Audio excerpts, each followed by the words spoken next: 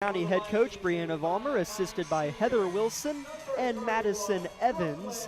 And head coach for the Lady Vikings of Winfield, Jason Vinjon, assisted by Allie Freeman, Shania Clare, and Rodney Marner. Labette County with just one loss on the year, Winfield with just one win. However, never know what can happen in a non-conference game. We'll be back in 30 seconds with tip-off from Winfield.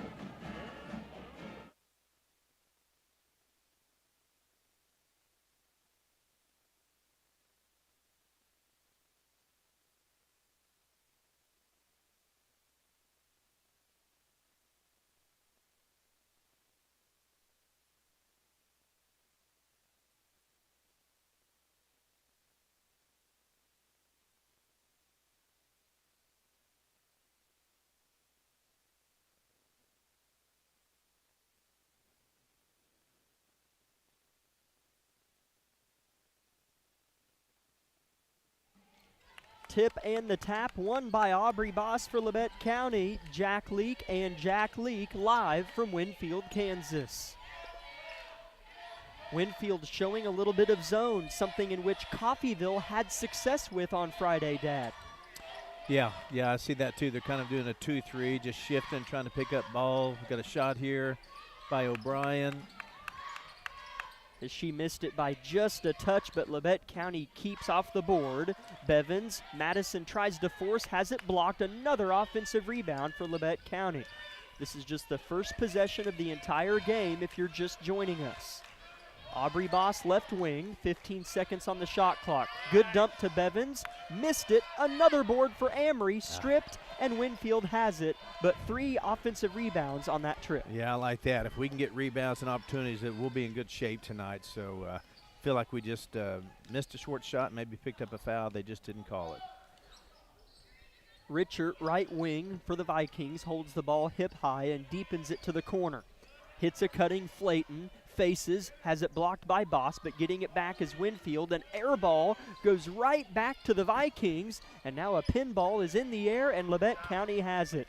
Landry looks to push pace quickly, gets by a couple. Unselfish Millie off the glass. Yeah, how nice was that by Landry? Drove it all the way down, made a nice pass over, and a good finish by Carnahan.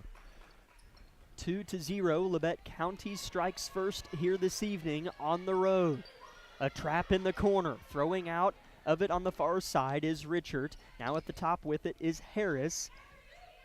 Right side in front of Coach Vollmer's coaching staff, who got praise from Coach Vollmer post-game at Coffeyville.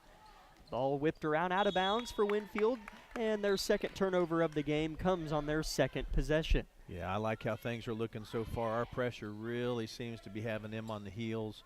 And you watch, O'Brien will figure out their point guard and force her to dribble left-handed. 2-0, Labette County. Skip pass, Millie up and under, Baker off the glass. It's 4-0, good guys. Yeah, how pretty was that? Millie made a nice move and then a great bounce pass there and a finish by Baker. Look at this. Yes. 5 Lady Vikings set to check in at the next whistle. That might come in a moment. No whistle, though.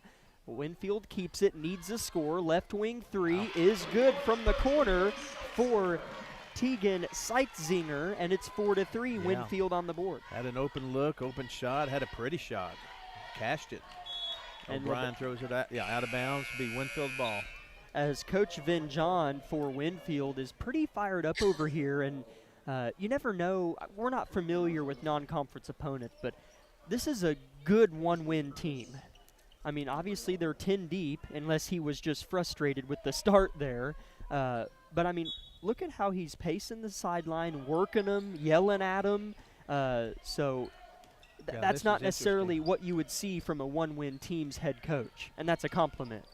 Yeah. As Labette County's going to get a steal here, Landry picks it up. Forwards a pass that dripped too short of Boss and was poked out by Winfield, and Labette County will keep. It's 4-3 Lady Grizzlies with 5:10 left in the opening quarter. Yeah, I'm still scratching my head. When he first stood those 5 up, I thought, I wonder if he started like his JV, and then, you know, sometimes coaches will do something a little tricky like that, but I don't think that's the case. I do not think so. I got some starters from their assistant coach and I think he gave me their regular starters. They do have a couple injuries, though, as here's a miss by Winfield. Rebound Carnahan. Long pass intercepted and saved by the Vikings, and then they lose it subsequently off the hands of Carson Hutto. Amory for her second bucket, no, and it's out of bounds off the fingertips of Brielle Griffin. So let's see who all checked in here for the Vikings. If you could tell us who checked in for Labette County. Let's see, Jay Davis checked in, as did Kinsley Boss. Yeah. As we'll get the 5 for Winfield here in a moment. Ball goes in for Labette County, who is up by a point. Millie in trouble and whistled, and a travel, and Coach Vin John loves it. The 5 for the Lady Vikings that checked in are Brielle Griffin, Ainsley McCaslin, Carson Hutto, Paisley Curtis, and Reagan Richard. We'll see what this 5 can do for the ladies in white. And it's a near turnover, but they will keep it in the half court here, down by 1 to Labette County. Yeah, we just need to stay patient here. We've certainly outplayed them. We're only up 4-3, but our pressure is obviously creating some issues for the Vikings. As Millie Carnahan's going to force a aggressive jump ball, but it'll stay with Winfield here. And Anna Cantrell checks in for Millie Carnahan. Like seeing that out of Millie. Aggressive, you know. That was her ball.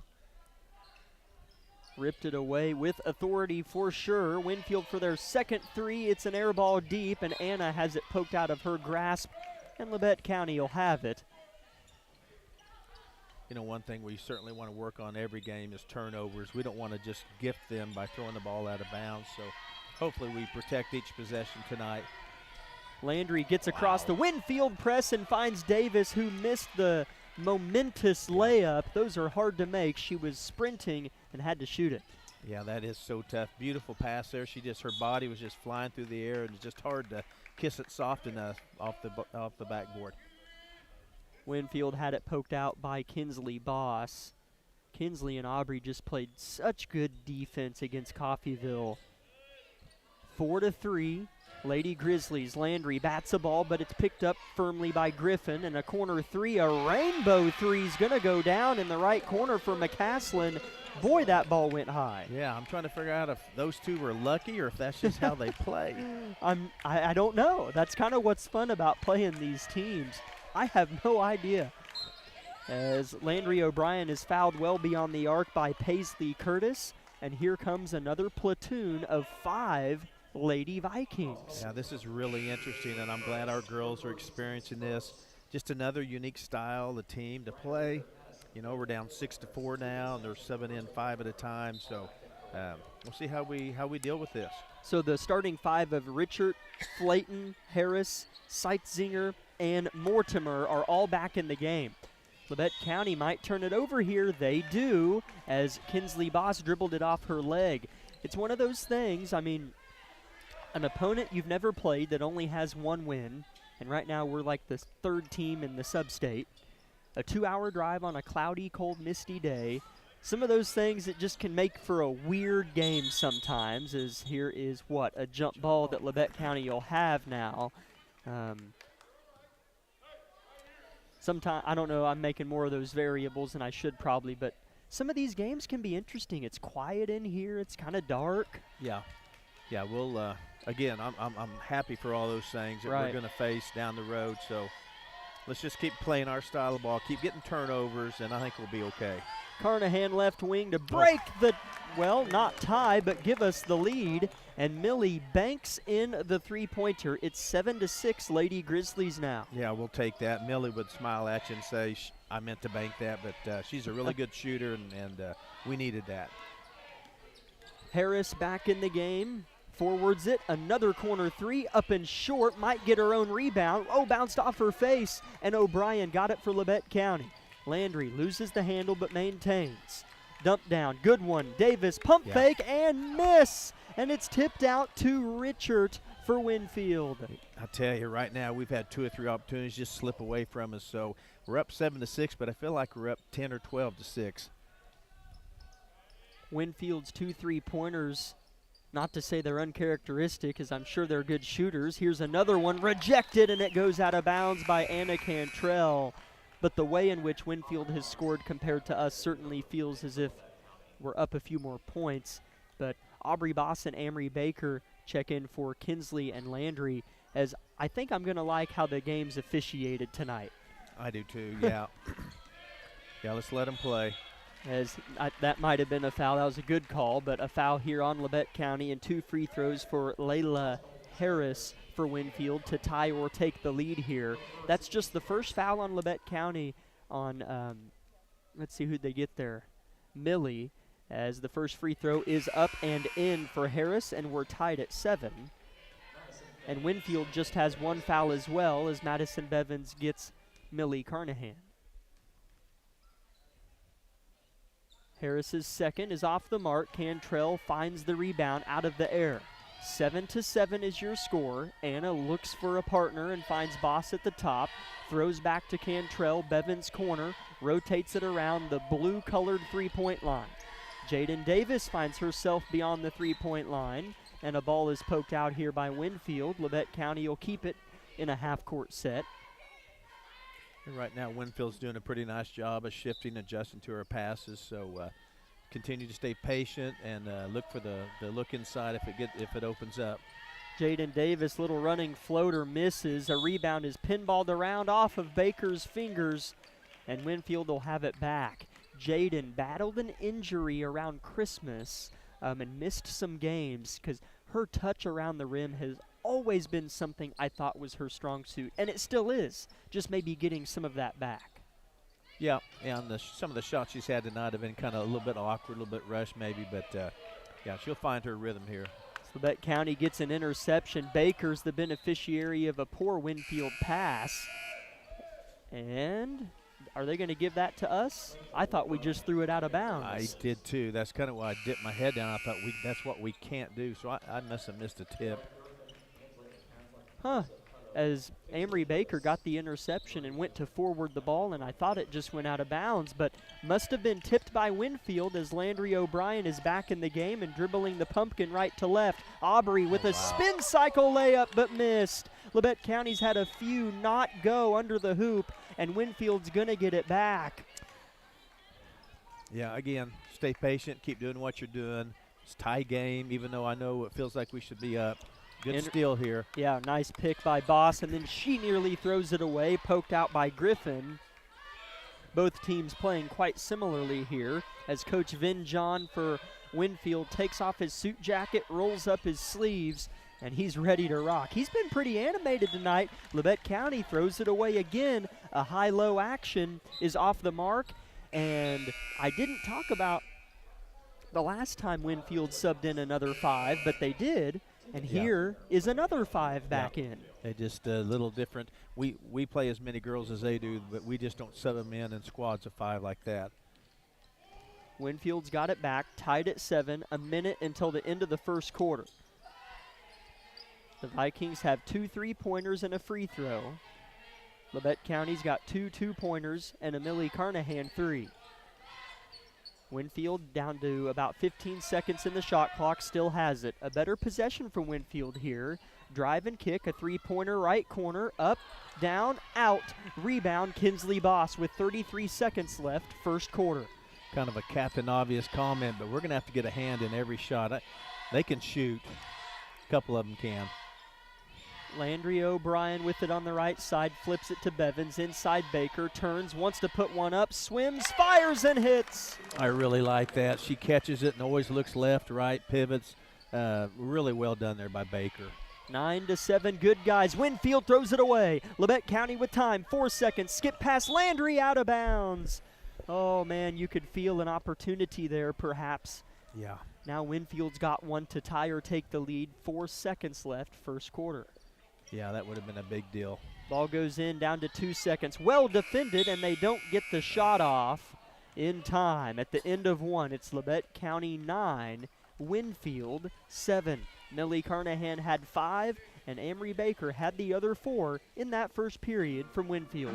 We'll be back in 1 minute. This is Lady Grizzly Basketball. My name is Bria and I'm a pharmacist at Bowen Pharmacy. I'm here today to tell you about one of our patient programs, Meds to Beds. Bowen Pharmacy South is located in the medical office building at Labette Health.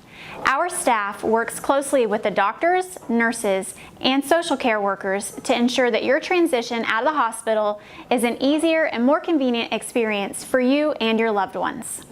If you are having inpatient or outpatient surgery, we will get your medications directly from your doctor and deliver them right to your hospital bed. If you are having a baby, we will get your medications or anything else that you may need to get your family home without the hassle of making several stops along the way. Whether you're here for a few hours or a few days, we are here at Bowen Pharmacy and Bowen Pharmacy South to help get you well without any interruption in transition of care. Just ask for Meds to Beds. At Bowen Pharmacy and Bowen Pharmacy South, we are here for you today and we are here for you tomorrow.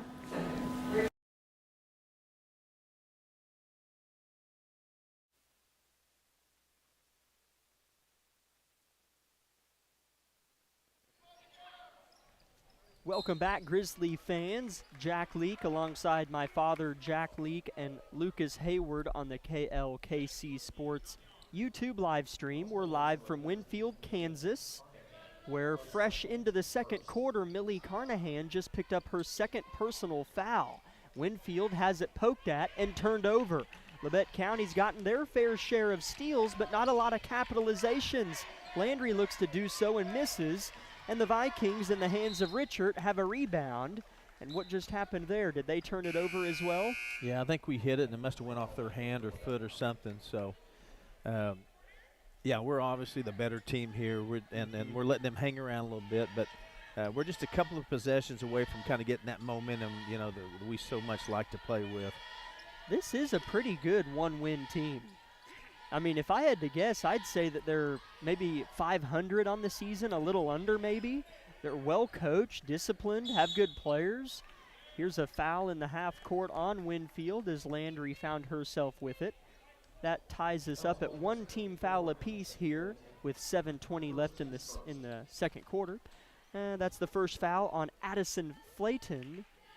Labette County throws it in. Cantrell back to Landry. Good screen. She'll fire and hit from deep. Boy, you could tell that was in her rhythm. Catch, shoot, no thinking. And another steal here by O'Brien and a shot. Bam. Another three for Landry O'Brien. Good call, Dad. And Labette County goes up 8 a minute into the second quarter.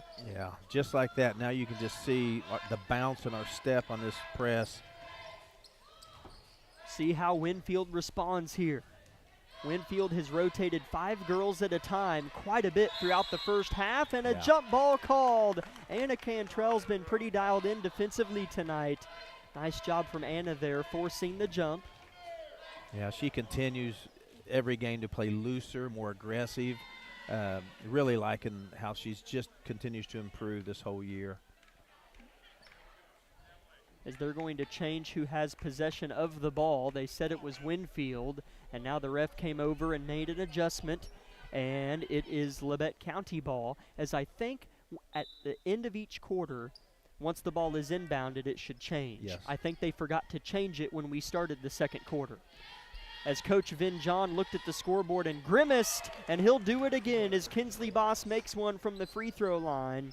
But he knew that that possession could be big. Now Labette County's up 10. Yeah, and isn't it something when a few shots fall, it just seems like it becomes contagious for your team. So let's just keep rolling right here. 17-7 Lady Grizzlies. Winfield with it, looking to pass. A lot of ball movement from Winfield. Dribble handoffs. Now it's on the far side. Flayton looks to drive. Good pass, and a three-pointer from the corner is missed after hitting the rim and falling off. Yeah, that's another three-pointer that was kind of close, so I'm glad we dodged that bullet right there. And here comes the next squad of 5 for the Vikings. Landry fouled on an attack-the-rack play as Landry was driving and forcing defenders to guard her and was going to throw it to Amory Baker, but was fouled in the act. That's the second on Addison Flayton as 2 Grizzlies check in. On the floor is Davis, Kaylin McCoy now, our freshman, O'Brien, Madison Bevins, and Anna Cantrell. O'Brien set to throw it in against the fresh 5 from the Vikings. They've done that all night. Landry Dump to Kaylin. Harassed, has to pass out of it.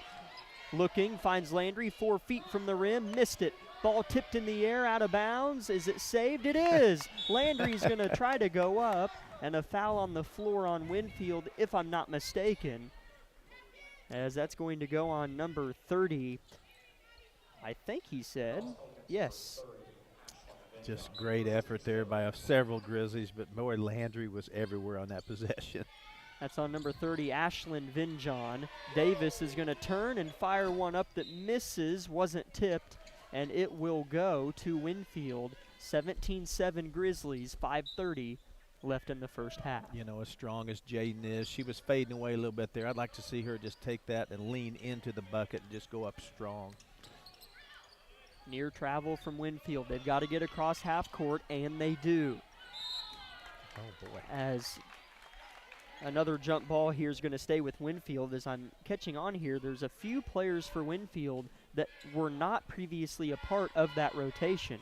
So they're up to, I think, 12 players now that they've played, as Cashley Hedges as well as Ashlyn Vinjon are the 11th and 12th Winfield players in the game. I tell you, they're all getting a chance to show what they got, you know. Everyone's getting minutes. Little hook shot misses with the right hand from Brielle Griffin, and Labette County's got it, looking for their largest lead of the game. Jaden Davis bobbles it. It's on the deck. Who has it? Anna Cantrell does. Has to pass. Finds Landry, who cuts. Dumps to Jaden. Takes a good power dribble and somehow scores right underneath the rim. Yeah, that was well done. Just came up powerful and strong, you know, with just ill intent. Just got that put away. 19-7. Vikings, their ship is sailing on some icy waters. 4:30 till half. Up by 12 is Labette County. Right hand hook misses. Rebound Madison Bevins. Landry has all sorts of hardwood in front. Fouled, no bucket, and she'll shoot two. Yeah, again, just good effort. It seems like our energy just continues to build. We just continue to play harder and harder, and Winfield just seems tighter and tighter. So just how quickly we went from tied or up 1 to up, what, 12? It was tied at 7. And Labette County's up 19-7 now. Landry misses the first free throw. That foul's on Paisley Curtis for Winfield. She has 2. And amidst all of this, Winfield has racked up 4 team fouls with still 4:20 left in the half. Second free throw for Landry is good. She has 7 points and leads all scorers. A few Grizzlies check in. The 5 on the floor is Kaylee Eberhardt, Aubrey Boss, Jaden Davis, Kaylin McCoy, and Madison Bevins. Winfield goes left to right in their white uniforms. Labette County picks them up wearing red tonight. Long two-pointer is up off the glass and no good. Rebound Madison Bevins looking to push the pace. Yeah, and as we've talked all year, this group of 5 for the Grizzlies, nothing's going to change much. We're still going to play intensely and quickly, and so yeah, on it goes. As that group of 5 Vikings checks in again for Winfield. As you talk about making life on a broadcaster hard. Well, and you know, in some ways, it's hard for a player, I think, to get in any kind of groove if you're shifted in every 3 or 4 minutes. I mean, he knows what he's doing as a coach, but that can be tricky. Amory Baker made a good move underneath but couldn't capitalize, and a Lady Viking hit the deck, maybe on a tailbone. I'm not too sure, but boy, she's in a little bit of pain down there. Hit the deck softly, but yet something made firm contact, as you could hear it from here. Yeah. Tegan Seitzinger's going to walk off okay. I'm going to guess she landed on that tailbone. That hurts. It sure does, yeah. You can tell by how she's carrying herself. She's hurt. There's no, she doesn't like any attention. She just wants to get off the floor here and tend to it. Labette County has outscored Winfield 11-0 here in the second quarter. It's 20-7 Lady Grizzlies. 3:40 left in the half. Winfield harassed and turning it over on the far side. And now a bit of gimpiness, I think. Maybe not. I think she's okay. It looked like Mortimer might be hurt, and she will check out. In place of her comes in Brielle Griffin. So we have seen 12 different Lady Vikings, and we have seen 11 different Lady Grizzlies tonight. Yeah, we've got 2 or 3 more. Oh, got a steal by the Vikings here. That's probably sight for sore eyes for Viking fans, as that's kind of their first true defensive play beyond the perimeter. They've gotten some stops inside, but Labette County's guards haven't had a big problem. We'll see if Winfield can make something of the turnover. Ball's on the far side in the hands of Richard. Popping to catch is her sister, I'm assuming, Reagan Richard. Lots of dribble handoffs beyond the arc for Winfield. They move the ball well, makes it harder to defend. Down to 3 seconds is the shot clock. A drive and a foul with .5 left on the shot clock. Bails out the Vikings. I noticed on that possession, and we went man-to-man. We might have been earlier possession. I just didn't notice it, but I sure did that time. So a little different defense there by Coach Vollmer. As that's the first on Eberhardt and the second as a team. A quick fire 3 goes down for Brielle Griffin, and she's the 3rd Viking to score a 3-point bucket. Yeah, I think they've scored 3 threes and 1 free throw. That is correct. It's now a 10-point game, and Bevan's a little loose with it, but keeps. Rotates it. Boss looking inside. McCoy bumped, no foul. Looks to go up, does Kalen. Fighting, kicks it out to Eberhardt, who drives, long floater, misses. Rebound, Hutto for Winfield. You know, not a bad possession there. We might have missed a shot we could have made, but I like that possession. A lot of hustle, a lot of putbacks. Just didn't go down the ball. Richard looks to pass it inside. Little hook shot misses strong from Richard. Regan Richard, rebound Labette County. Up by 10 with 2 minutes till half. Madison Bevins wants a 3-pointer, missed it to the right. Air ball goes to Eberhardt, though. Labette County will get to try again here. Oh. They go in. Baker, nice look, missed it. Bevins crashes and snatches. Gosh, what a great pass there by Boss. Wow. McCoy put in a tough position, and I think they're going to get a foul here on Griffin, as I do not think that was a great call. But I'm going to take it, as that's 2 free throws for Kaylin McCoy, because that's the 5th team foul for Winfield. Yeah.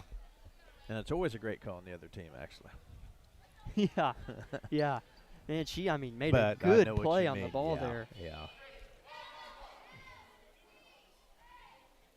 Kaylin McCoy shooting 2, a freshman for Labette County, stands at 6 foot tall, and is just really impressed this season as she makes the first free throw. Yeah, she sure has. And steps up there and goes through her pre-shot routine. You can tell she's worked on it, and then delivers the first free throw perfectly. Kaylin's second misses a little strong. Rebound Griffin with 90 seconds until half, and Landry leaps off the ground and bats a pass out of bounds, and that allows 2 Vikings to check in. That's going to be number 31, Brooklyn Mortimer, and number 30, Ashlyn Vinjon.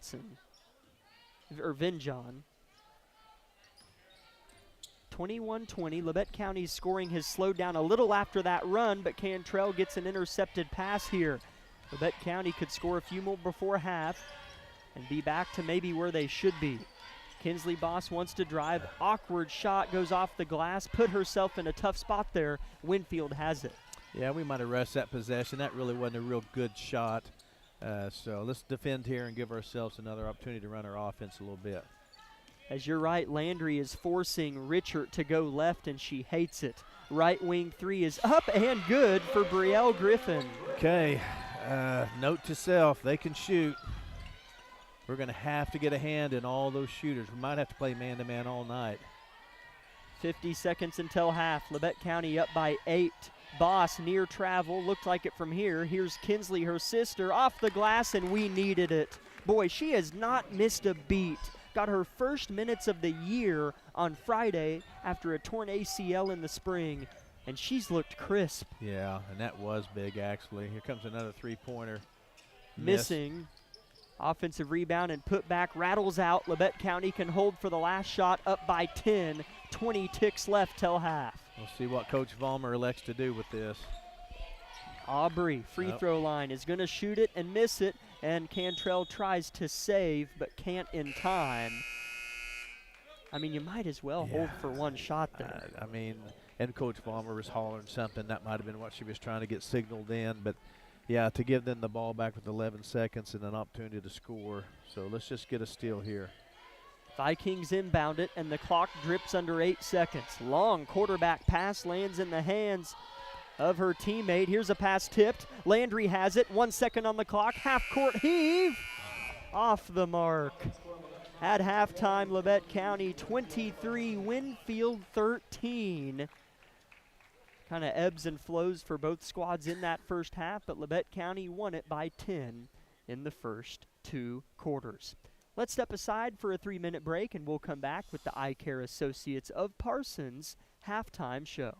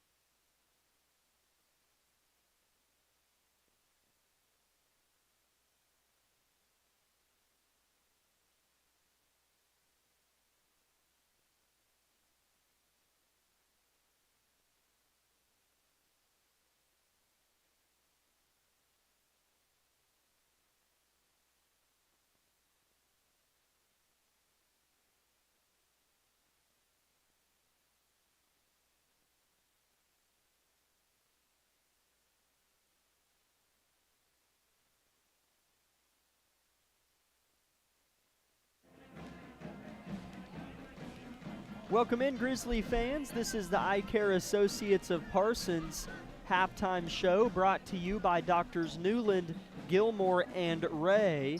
And before we dive any deeper into tonight's halftime show, we'd like to thank a few sponsors for allowing the broadcast to take place. Sponsors include Labette Community College, Labette Health, Tank Connection, Woodworth Enterprises, Clemens Insurance Agency, Forbes Hoffman Funeral Homes, Labette Bank, Eye Care Associates of Parsons, Labette Center for Mental Health Services, Vollmer Cement Finishing, O'Brien Ready Mix, Wood Insurance Center, USD 506, The Corner Store of Altamont, Olson Ace Hardware, SEK Orthopedics, Doctors Mosier and Meister, and Carson Wall Funeral Homes. Lady Grizzlies lead the Vikings of Winfield 23-13 at the halftime break. Before we get into the numbers, what did you see, Dad, from that first half from both sides? Well, I mean, honestly, we're up 10, and it feels like we're 20 up or whatever.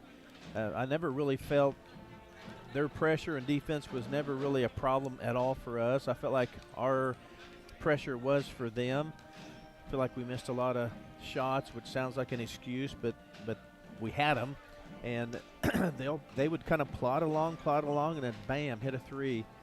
So, again, I mean, we're up 10. I have no complaints on our effort or shot selection, really. I feel like we played a pretty good game. I just feel like we've squandered a few things maybe. And we always seem to play a better second half anyway. So I fully expect to win this game by 15, 20 points. Winfield did not make a 2-point basket in the first half, but they had 4 threes and 1 free throw. That's kind of wild to me. And you know, I mean, Labette County's half-court defense is good, but you know what typically gives our opponents fits is that full-court press or half-court token press, whatever you want to call it. But I feel like Winfield moved the ball pretty well offensively. But boy, they were not afraid to let it fly when they were open for even a split second. As against a defense like ours, sometimes that's the key. Just if you have a look, take it. Yeah. Because the more shots we shoot, the more points we might score. And they didn't shoot a ton. I bet they made 40% of those three-pointers. Yeah, as threes. Yeah, you're right. They didn't shoot that many threes, it felt like. I bet they missed as many as they made. They probably went 4 of 8, yeah. Which, that's really good, 50%. If I had to guess, yeah. So I look for Coach Vollmer to maybe go back to that man-to-man. A couple of those sequences when he played man-to-man, they wouldn't have had a shot. On the zone, if we get caught with a skip pass, it seems like they get a look. So we'll see.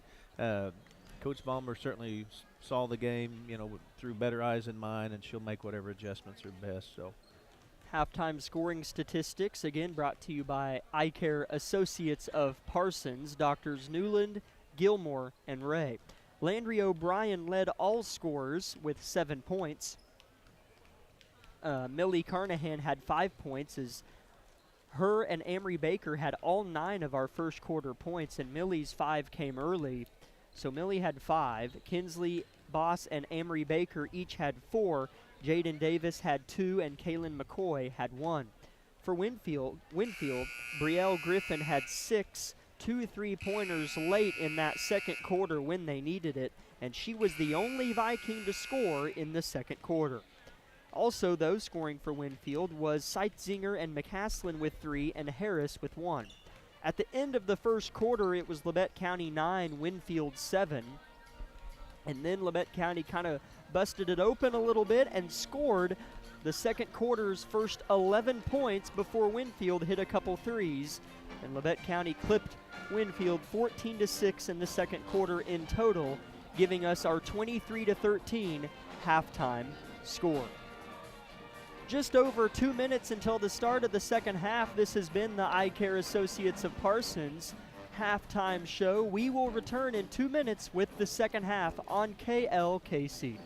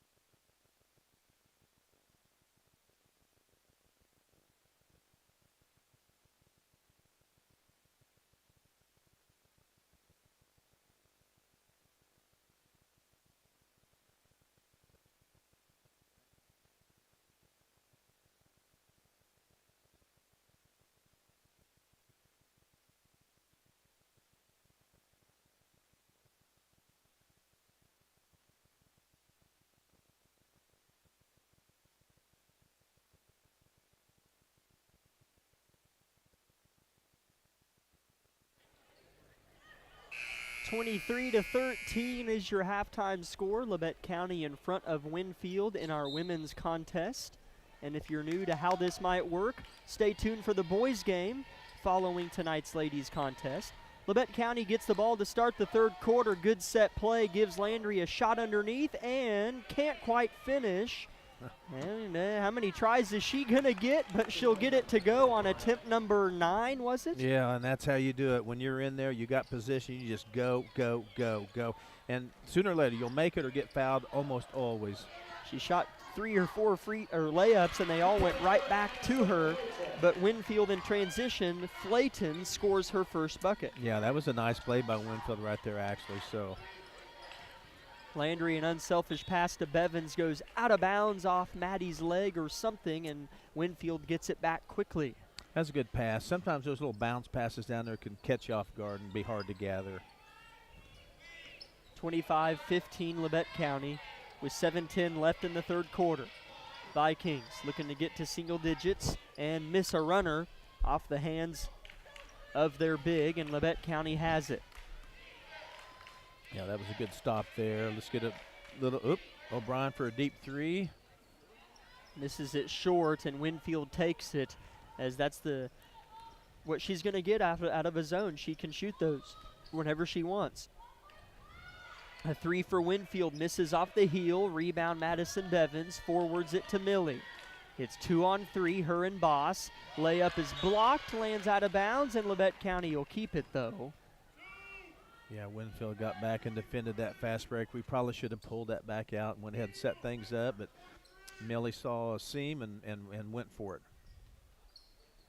Lady Grizzlies by 10. Carnahan inbounds to Baker. Double teamed out to Aubrey.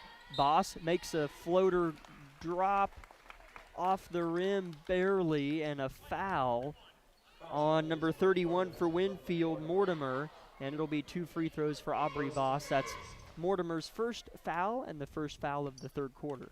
Yeah, she does that so nice. Penetrates and shoots that little soft floater, and drew a foul and makes her first free throw, so that's a plus. So Labette County goes up 11. Boss to make it a dozen. It's on its way and falls down. Another good make. It gives us a chance to set up our press and hopefully get a turnover and 2 points here. Aubrey makes herself the 7th Lady Grizzly to score a bucket tonight. Harris with the basketball for Winfield. She had 1 free throw made in the first half. Again, Winfield had 4 first half 3-pointers, and a couple possessions ago was their first 2-point bucket of the game, as they'll get a chance to inbound under their own rim after one goes out of bounds off of a Lady Grizzly. Yeah, I thought we had a turnover there. Evidently we touched it. That's happened a couple times tonight. Ball goes in and a layup is missed by Flayton. Rebound squirts out to Aubrey Boss. Landry sprints up the floor and off the rim, missed it, but she's fouled, and O'Brien will shoot 2. Yeah, good decision there. She was looking to make the pass, as she always does. She always wants to dish, but it wasn't there, so she went for it, took it up, drew the foul. 2 shots here for O'Brien. Landry's first free throw misses left. She split her first pair of free throws in the first half. If she makes this, she'll have 10 points on the game. It's up and rims out. Rebound Winfield. Labette County's got to get back, and they do. Landry gets her hand in a passing lane. Interception. O'Brien hungry for more. Little floater. Misses. Rebound Flayton of Winfield. I like that. She always kind of stays back sneakily, and here we cause another turnover actually, so it'll be Grizzly ball. Got a couple in a row now, so that's good. We kind of seem to like to do those in flurries. Winfield turns it over. Labette County has it back. That press makes it hard for teams to throw over the top of it, but not too hard or too soft. Ball went out of bounds for the Vikings. Baker, a little turnaround, misses.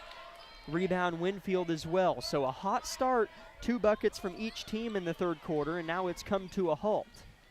Yeah, that was a good look again by Baker. I just always like seeing that. She catches it and seems to be patient with it and looks for a shot. Richard with the ball near half court, dribbles ahead and flings it left wing. looking to get the ball in. Harris blocked by Landry, swatted at it like a volleyball. Saved by Baker to Bevins, the ball tumbles. What a play from Landry. Ball left to right, O'Brien not contested, drive, skip past Bevins, deep in the corner Carnahan. Millie drives, floater short, and gets it back but stepped out of bounds. Millie wasn't ready for it. As that was a good sequence there, but no points to show. It sure was. There was some really good ball movement there. So that was a fun sequence. That would have been really a nice ending if that ball had fallen there for Millie. Lady Grizzlies up by 12 with 4:45 left in the third quarter. Labette County still showing the teeth that is their mighty press. Winfield gets across, a travel, no whistle. And ball goes deep corner in the hands of Hutto. A new 5 of Winfield checked in, and a turnover. Bevins intercepts a pass. It was thrown right to her. Maddie dribbles left to right on the baseline. Throws it ahead and away. Back with it, Hutto. Closed in on. And a near rip away, but Hutto maintains. Backside layup, up and missed. Boy, there's a lid for both teams. Another floater off the mark, and Kinsley Boss has it. Yeah, I feel like we cut a break there. Winfield should have made that shot, so we'll take that. Landry, athletic play, hoop in the harm for Landrio. Yeah, that's a really nice change of events there. It felt like perhaps Winfield was going to score. They did not. We rebound and make the basket and the foul, so that's about a potential 3 to 5 point swing right there. That's a big deal. As Landry's been hunting for one of those all night, as she's shot 4 free throws today. And on both of those pairs came a layup that she feels she should have made. So she finally got her and one and makes the free throw. And it's 30-15 Labette County. That was a big sequence. Yeah, boy, we're almost in a matchup man press. I'm trying to figure out it's different. Jaden Davis picks up a foul here. Did that go in? It did. An and one on the other end of the floor for Paisley Curtis, as I was a little bit taken aback for a moment, as I didn't think she even got off a shot that had a chance to go in. I thought it was on the floor, but maybe she was in, transition or in shooting motion perhaps. So anyway, she made the basket and one free throw here. Her and one misses, and Jaden gets the rebound. Labette County, though, pushes it. Cantrell back in the game for the Grizzlies. Boss looks inside, good pass. Davis lays it in pretty high-low from Kinsley to Jaden. I tell you, I think almost every Grizzly touched the ball on that one. 4 of them did, I know. That was a great sequence.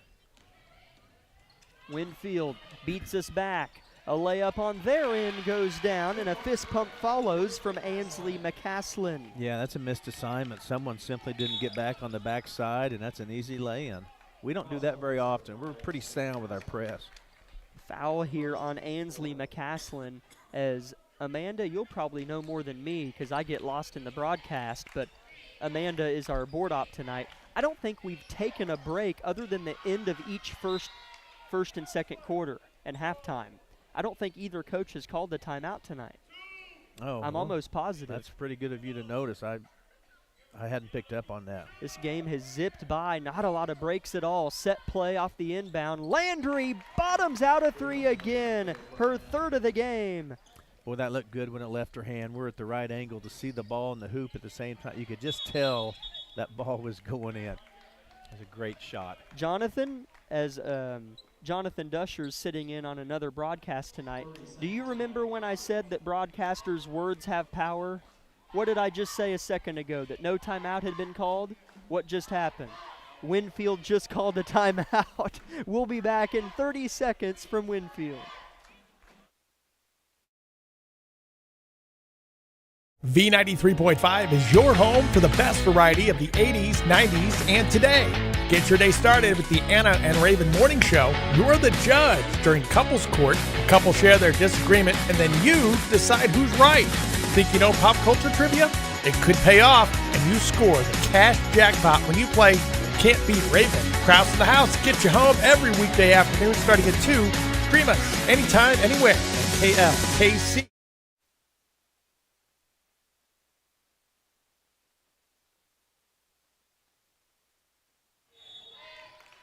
Out of our first timeout from either coach tonight, we have a Labette County foul.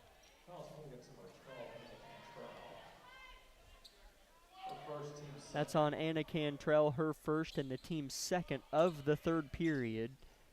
2:45 left in the third. Ball goes in for Winfield to the hands of Landry O'Brien, and another turnover here for Winfield. Labette County up 16 with it. Kinsley fouled from behind firmly, and that'll be 2 free throws for Kinsley Boss, as that is the 5th team foul on Winfield. Yeah, Vikings will find out pretty quick. You cannot just do a lackadaisical, lazy pass against Landry O'Brien, just too quick. First free throw for Boss grazes the front of the rim, no good. Labette County struggled a little bit from the line tonight. Aubrey Boss is our only player to go 2 for 2 on a trip to the stripe. Her second is no good as well, and the long rebound in the corner goes to Flayton, who's defended well by Boss. Boy, Winfield's probably thinking, you've got to be kidding me. Labette County's trapping everywhere, and they get the steal. Davis picks one up, forwards the pass. Landry in front of the bench, looking to do something with the basketball. 5 new Grizzlies set to check in after Davis misses a layup. Rebound Flayton, who's still in prison, and Landry steals it. Back to Jaden, off the glass, good. Yeah, good Wow. hustle. Yeah, good perseverance there. Landry hung around again, got a steal, nice quick pass, and then Davis finished it, so that was awesome.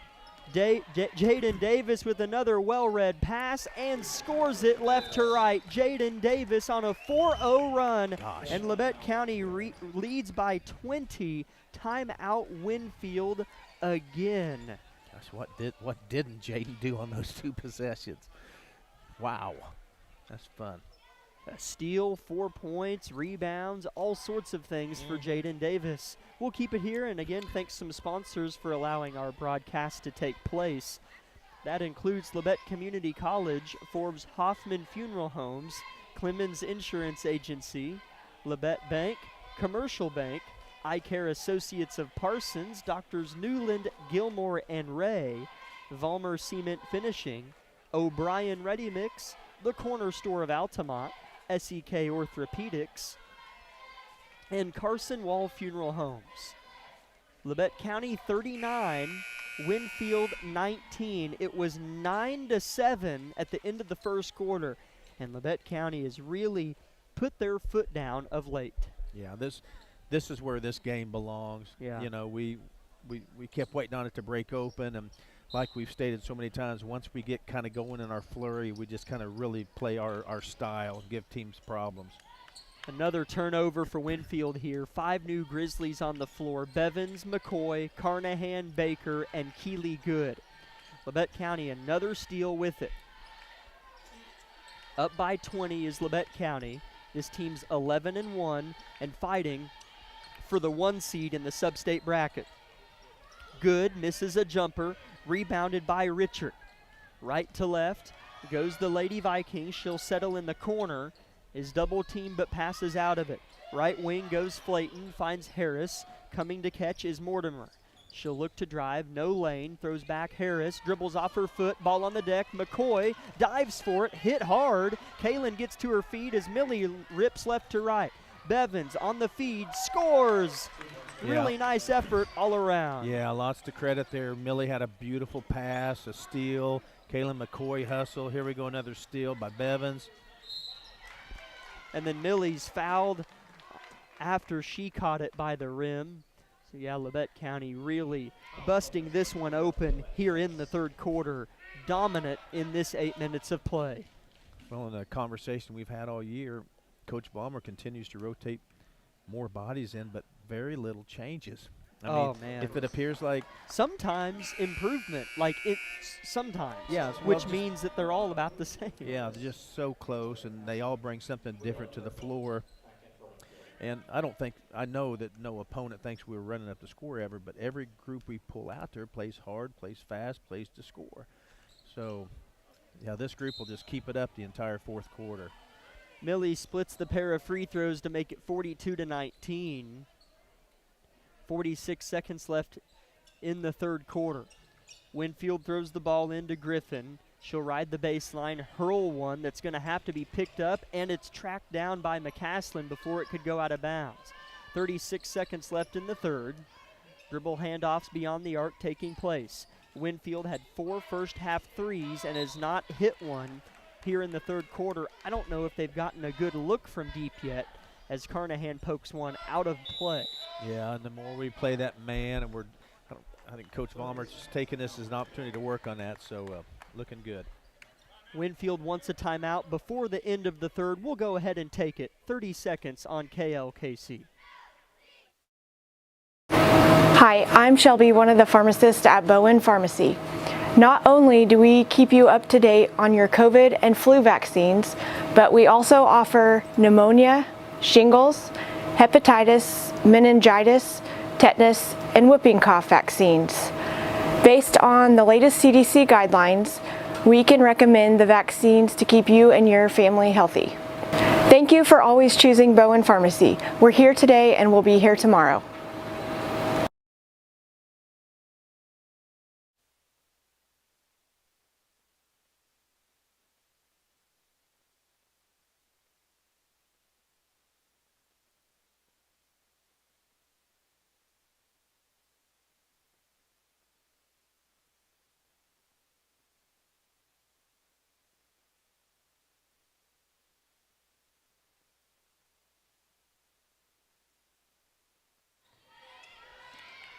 Winfield with the basketball to end the third quarter here as the ball goes out of bounds. Nobody kind of knew for a while, but they call it off of Hutto, the Lady Viking, and Labette County will get it.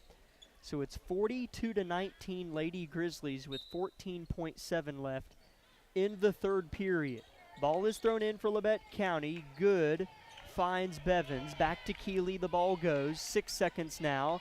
Carnahan, right corner, looks to drive, gets by a couple. Hook pass Baker, no foul. There's Kalen, stripped. Ball's on the deck, and no shot is up after that. At the end of 3 from Winfield, Labette County 42, Winfield 19.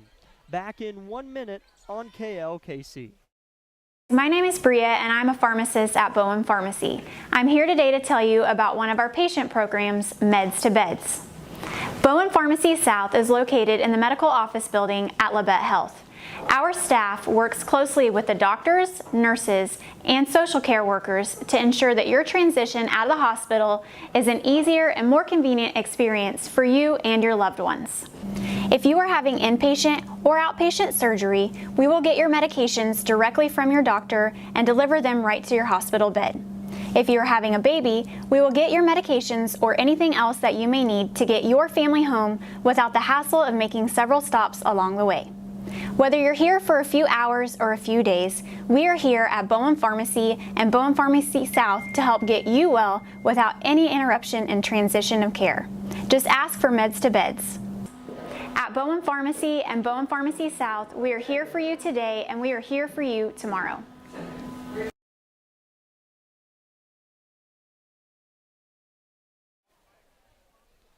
Welcome in, Grizzly Nation. Jack Leak and my father, Jack Leak, with you on the call. Lucas Hayward on the KLKC Sports YouTube live stream, and Labette County freshman Jonathan Dusher, an aspiring broadcaster, listening in on the call as well. Winfield puts up a shot to start the fourth quarter that misses, and Labette County hulks down the rebound. Kinsley Boss has it poked out, and Labette County will keep it. The 5 on the floor here in the fourth quarter is O'Brien, Eberhardt, the Boss twins, and Anna Cantrell. A set play off the inbound goes to Eberhardt in the corner. Looks to rotate the ball, has it stripped, stolen, and saved. Winfield's got it. Right to left they go. On the deck again is the ball. There's Cantrell, and a jump ball takes it in direction of the good guys. Yeah, that was kind of a messy little possession there, so jump ball was the right call. So Grizzlies ball here, and I'll tell you, Winfield, they've been pressing. You know, they're fully expecting to try to cut into this Grizzly lead.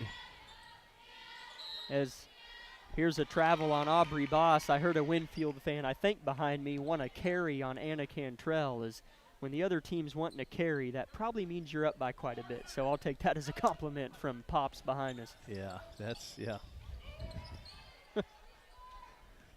42-19, Labette County in front, 7:15 left in the game. Left wing three is up and short. Rebound Landry tries to teeter-totter on the baseline and saves it to Winfield. She thought she was pushed from behind, but a subsequent steal.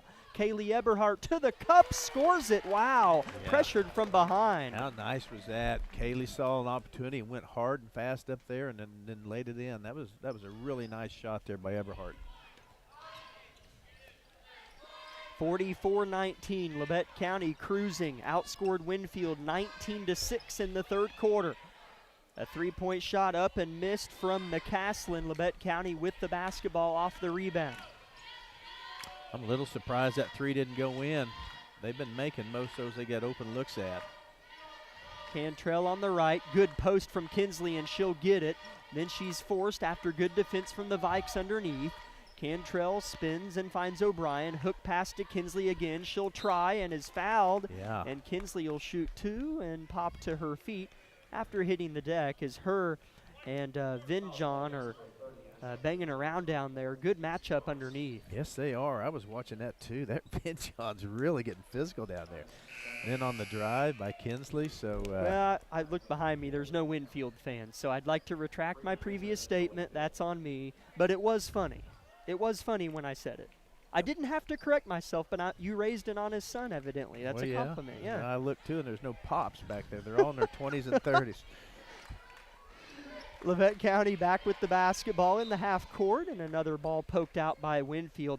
And in come 4 Vikings, as if for those maybe just tuning in, it hasn't been as much, I think, in the second half, but in the first half, Coach Vinjon for the Lady Vikings was rotating 5 players at a time quite frequently. You don't see that a whole lot. No. On this side, Eberhardt misses a three-pointer, and Winfield's got it. Little bump from Bevins, but no whistle. Good no call there. Winfield looks to score their first bucket of the fourth quarter here. 5:50 left in the game. Yeah, I like how these refs have called this game. I hope they call the boys' game. I assume they will. It's perfect. They let them play. Yeah. Keeley good with the basketball after another ill attempt from Winfield. Labette County really putting it on here, but not doing a ton offensively, but how about that? Good finds McCoy, and the basket is pure. Well, you got to credit that pass by Good. That was so nice. And then, yeah, Kaylin finished it. So that's just a great bam-bam play right there by those two. 46-19, Labette County in front now. A drive to the cup misses. Rebound Labette County. Left to right goes Good, dribbling with her head up, looks to forward the pass to Eberhardt. Dump to Kaylin, intercepted. Winfield with the positive defensive try. Yeah, Kaylin couldn't feel her on her hip or she would have went to that pass. But good defense there by Winfield.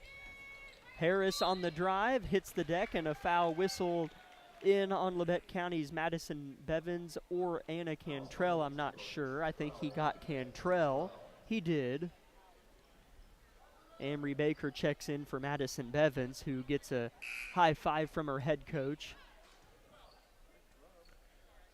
As Labette County has played everybody that made the trip, because I don't know why I feel like we usually bring more or have more on our bench. It looks like we just have 10. Yeah. It's just funny looking at the bench. It's loaded, and I look at the floor. it's loaded. I mean, yeah. Get 10 really solid basketball players. We really do. Winfield misses underneath on the inbounds play, and Keeley Good has it poked out, but they'll keep it. Labette County up by 27 with 4:40 left in the game. McCoy at the free throw line, holds it high, kicks it out to Cantrell. Good looking inside. Baker doesn't quite get it because it was poked out. And Labette County will inbound again. Really flexing, trying to work on those inbounds plays tonight. A lot of opportunities to do so.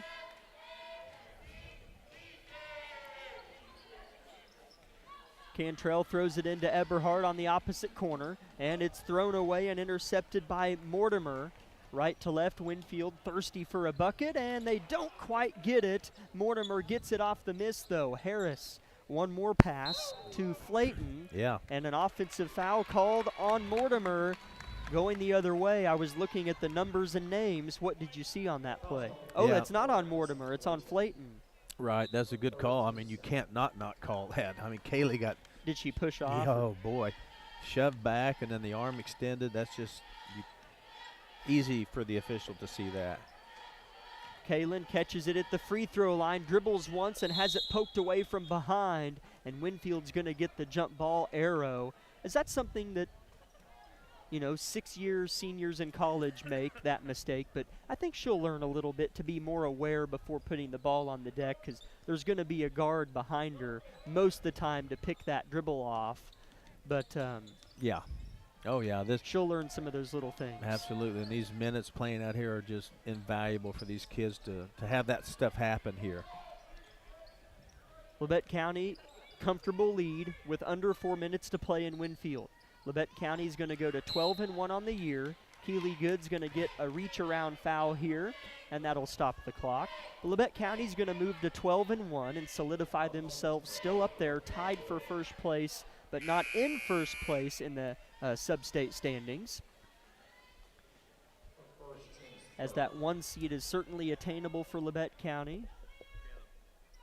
Not that they need it to get to state, but just something fun to kind of eye at. Winfield throws it in, trying to clear space with the elbows is Flayton, and she finds Harris. It's like the Grizzlies are going to stay in this man-to-man and work on that and pressure the ball. And they're doing a good job of denying passes, helping out. Flayton drives the rock, and another little softer foul on Keeley Good, I think. Here late in this one, a couple fouls coming in back-to-back on Good, her second and the team's fourth. It's 46-19 Lady Grizzlies. Flayton's going to get a lay-in to go on the backside, and a long possession pays off. Their first bucket of the fourth quarter. Yeah, and it's almost impossible for officials who are humans to, when a team's getting beat by 30, the fouls just change a little bit for each team. It just does. Kaylin McCoy sticking with it as Winfield got a steal, but Kaylin stole it right back. Labette County with possession and a big lead on the road here in a non-conference game at the start of February. Good flashes baseline on the far side, collects it, throws back to Eberhardt.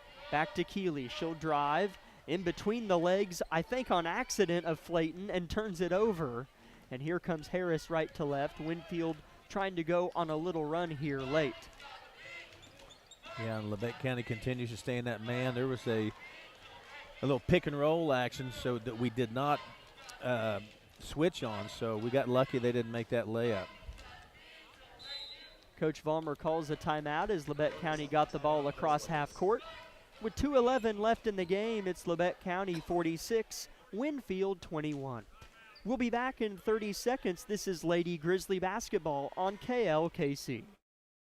Discover what you've been missing in Parsons, Kansas. Curious Minds Discovery Zone, a children's museum that inspires a love of learning, with hands-on exhibits for all ages to imagine, create, learn, and discover. Kids enjoy looking through microscopes, building on our magnetic ball run wall, creative play in our doctor's office or grocery store, and lots more. Discover, explore, Parsons, Kansas.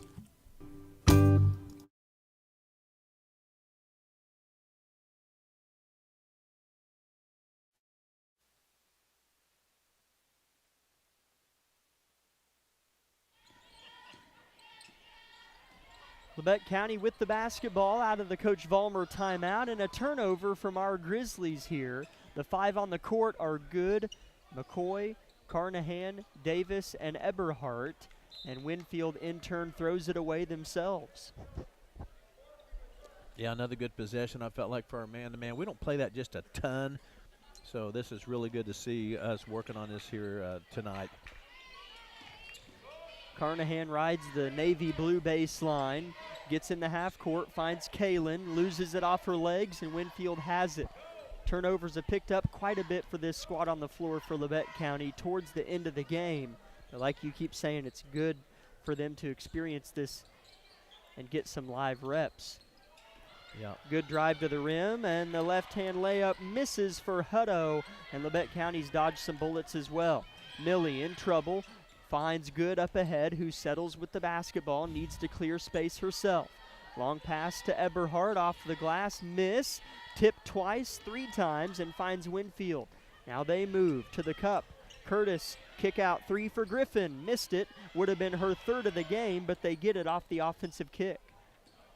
Yeah, this game's still sped up. Here's another long 3, no good. Winfield another offensive rebound, and now a swimming hook shot. Misses and out of bounds off the fingertips of Seitzinger. It goes. Labette County has it back. Really unique gym setup here, as I think it's the east side of the gym is a wall, but kind of the upper third of the wall is removed, and there's like a balcony where we walked in. I don't really know how to describe it. A neat setup here in Winfield High School. Keely Good is fouled on this end by McCaslin. Yeah, Winfield's, this community has a some good industry and some good tax base, so they have some nice newer facilities and whatnot here at their school. Some neat wall art on the wall as well, as Keely Good gets a right corner 3 to go. Boy, how nice was that for Keely? Had a good look, made a good shot at it. Grizzlies pick them up here with 18 seconds left. Keely's first points of the game. Here's another tipped ball by Good, and McCoy goes for the steal, but Winfield keeps it with just 8 seconds left. A little floater misses, and it's tipped out, and who will have it? No signal yet. Labette County will have it up by 28 with 4 seconds left. Ball goes into Good, and she'll hold it as the clock is going to expire, and Labette County moves to 12-1 on the year and gets a nice non-conference win here on the road in Winfield. 49-21 again. Lady Grizzlies is your final score. Let's step aside for 4 minutes, and we will come back with the Bowen Pharmacy post-game show.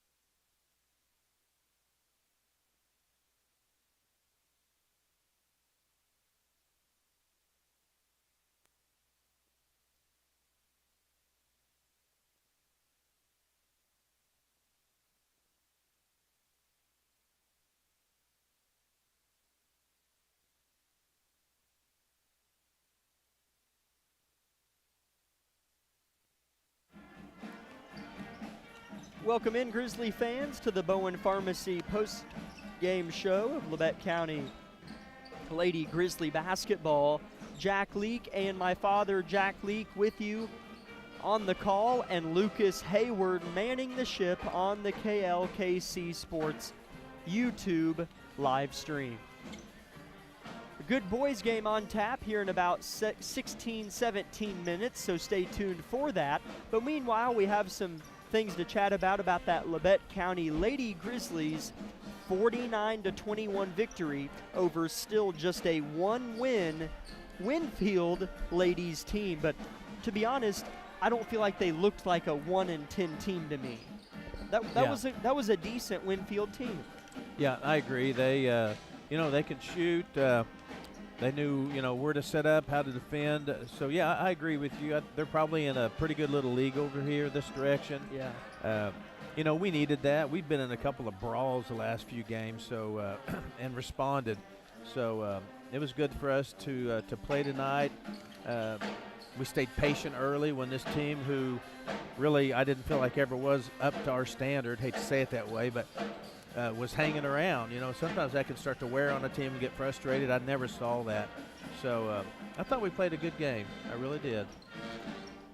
I did too, and sorry, I was trying to look at the clock here and figure out, I don't know why they put so much time on the clock, as that girls game was ahead of schedule, but I guess that 2-hour drive was getting to me. But yeah, Labette County did play a good game, and to start the game, as we're now joined by head coach Brianna Vollmer of, once again, those victorious Lady Grizzlies. Coach, thank you for coming over and sitting down. Yeah, no problem. Initial thoughts on tonight's win? Kind of a weird game. Knowing that we've got 3 games this week, we knew what a game plan was. We don't know a ton about this team, but, that's what we're going to see in postseason play. That's what we're going to see along the lines when we're playing new teams like this. So we love to see new competition. We love to come on the road and get a great win against anybody, and we did that. We kind of threw some things at them, meaning our girls, to try to trip them up, make some adjustments, because we're going to need that down the stretch. We need some teams that are going to shoot the 3 ball, and we're going to have to make that adjustment, because that's what we're going to see on Thursday, literally this week. So, we made that adjustment. Too many threes in the first half of the ball game, and then we adjusted from there. I don't think they handled our pressure very well, and We've been harping on them over and over again to make bunnies, make layups, please make layups, and I thought we did that a little bit better, but we got some kids off the floor. Great win for us on the road, 2 hours away from home. We'll take it to get ready for another 2 games this week. As Jaden Davis had a few of those fall tonight. I'm sure that, I think, 8 points I had down felt good for her. Boy, Kinsley Boss's return on Friday, and tonight, talk about Kinsley's return and just the post play. I feel like it's quite strong on this year's team. Yeah, no, absolutely. Kinsley's just insanely athletic, and just her inspiration that she's handing to us as a team. We've used that in moments like, you betcha there's kids that wish they were out here on the floor. Why aren't you playing hard? Like, that's not an excuse. And we've been inspired by Kinsley Boss, and to see her step up and, pick up where she left off, as a starter for us last year, a leading rebounder from last year's team, and pick up where she left off, it's great. We're going to ride on that. We're going to use her all day long. A lot of these teams don't know she's back. Right. They don't have any film on her, so, anything she gets us is going to be amazing. And we picked up where we left off with Kinsley. I'm so happy and proud of her. But, we got to continue to use her really smartly. I want to get her legs underneath her. I want to continue to get her more full practices and, get her stamina and her conditioning a little bit better, and get her trust in her body. I've had 3 knee surgeries myself, and you don't trust your body. It betrayed you a little bit, and I think she's to that place where she's like, hey, let's go, let's do this. Like, I trust myself again, and I'm just happy to see it. I'm happy for the scoreboard, too, to see it, because she's a huge help out there. Our post play is getting better and better. I'm a post player, obviously, and I'm going to harp on the little things. And we're trying to get kids to go get the basketball. That was my complaint tonight about making a post move before you go get it and secure it. And we've got to continue to do that. We also talked about making the easy play again. The first couple passes in the game, we harped on practice last night. why are you pitching that lob over the top when they're not faced up to you and they're not wanting the basketball? And so I love to see our kids adjusting and being super coachable and, give effort. And then we got some kids on the floor that don't see a ton of minutes, and 2 hours away from home, we'll take it. Yeah, without question. And, Coach, I want to ask, they put a lot of time up there, so we have maybe time for another question. But I'm not going to ask you to answer if this is the deepest team you've coached. I won't ask you that. But how have you approached having 12, I'm guessing 13 girls that you can literally play and have great success with? Does that present a challenge in any way, or is it nice, or how have you approached that? It's overwhelming to me. It's a great problem to have. Absolutely. As a coach who loves every single one of these kids in our program from the very bottom to the very top, it's hard for me to sit a kid. I'm a softie at heart. I look intimidating, but at the end of the day, I know how much work these kids put in, and I want to get them on the floor. Honesty is the best policy for me. I have tons of conversations with them about, what their role is and owning their role, and you can always change your role. Complaining about it or not practicing hard is not going to change your role. So I think these kids know that, and it brings kind of a competitive edge to our practices, that we've got all these kids that are ready to step on the floor at any point in time and step up and do their jobs, and they're just lurking in the deep. We talk about Keely Good. She's a bucket. She can step in, and I think she's had a 3 in almost every game that she's set foot on the floor, and it's a great problem to have, and I wish that we have that problem every single year. We've got a great group of seniors, 7 of them, and I think this goes back to how important it is to play freshman ball, how important it is to play JV basketball. I think that's gone away. If I'm not the superstar, then I don't want to play. Well, guess what? That's how championship teams are made, and I go back to every team that we've had that's successful at Labette County High School that either I've coached on or been a part of. And, that second string, second 5 kids could start on pretty much any team that we play against. Right. And so, that's how we get better. That's how we challenge ourselves. And you know what? We get in foul trouble. Sometimes we don't play good. Sometimes we're sick. Sometimes something's hurt. And we've got kids that will step up and do their jobs. And we're going to need it. We're going to need it down the stretch. We're going to need it at the end of this week. And it's just so great to get to reward those kids for their hard work. Sometimes I think they think we don't see them. We see you. We see all those kids that don't get a ton of minutes but put their heart and soul into the basketball program, and it's great on nights like this where we can reward them. Has to help in practice too. Having 12 that are players that can challenge your starting 5 and push them. So Coach, another great win. Let's keep it rolling on Thursday night this week. So. Yeah, it'll be a big game. We need Labette County. We need you, Grizzly Nation. We'll be back at home. It's been a while. Yes. But we need our big crowd to show up. It'll be Little League basketball night, so all our 506 schools, we want to see you guys out there watching the Grizzlies. We want to see you, our future Grizzlies, out representing with your Little League jerseys, and we get to see a big one against state-ranked Fort Scott team. Absolutely. Love it. Let's go get Fort Scott. Thanks, Coach. Yep. Be safe going home, guys. Thank you. Lady Grizzlies win it 49-21 and move to 12-1 on the year. Quickly here before we move on to the boys pregame show, scoring totals, Landry O'Brien had 15, Jaden Davis had 8, Millie Carnahan had 6, Keely Good had 3, Kinsley Boss and Amory Baker each had 4, and Kaylee Eberhardt, Madison Bevins, and Aubrey Boss all had 2. At halftime, it was Labette County 23, Winfield 13, and then it was all Lady Grizzlies in the second half by a score of 26-8. Making your final score again, 49-21, Lady Grizzlies. Really good defensive performance. I look up and we held Winfield to 7, 6, 6, and 2 in each quarter. Yeah. That's pretty impressive defensively. It is, and I thought it actually right after halftime when what was it, 13-23? Yeah. And I was kind of whining that we're only up 10, but I didn't stop to think they had only scored 13. Yeah. So you're up more. Basically, you're ahead by as many points as they've scored the entire game at that point. So, right. Yeah, absolutely. Defended well without sloppy play. Didn't feel like we threw the ball away. You know, we weren't careless with it. And I understand the quality of your opponent sometimes always impacts that. But there's some things, sometimes if you're playing a team that you're a little bit better than, you can still get sloppy at times. And I didn't see that out of us. So I felt like it was a really good game. I think the Caulfield game helped us. I know it did, as did Silver Lake. So I feel like this team continues to grow. The addition of Kinsley, I mean, they are really hitting on all cylinders. I look for a really good showing Thursday night against Fort Scott from our Lady Grizzlies. So I'm ready, and I'm ready to be home back in Harrison. And been since December 20th, if I'm not mistaken, since we were back at home. That's almost 2 months. A lot of road trips. Yeah. A lot. This has been the Bowen Pharmacy postgame show of Lady Grizzly basketball. Let's take a 1-minute break and come back with the Tank Connection pregame show for the boys.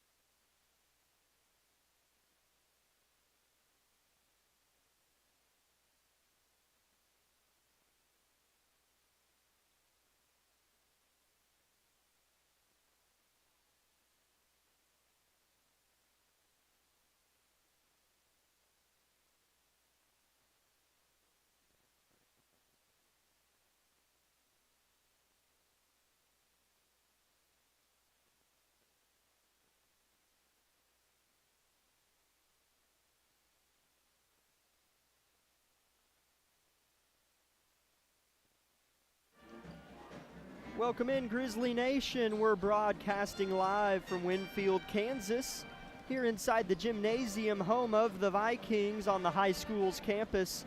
I'm Jack Leake. Alongside me is my father, dad, Jack Leake, and Lucas Hayward is on the KLKC Sports YouTube live stream, and freshman from Labette County, Jonathan Dusher, sitting in on the call.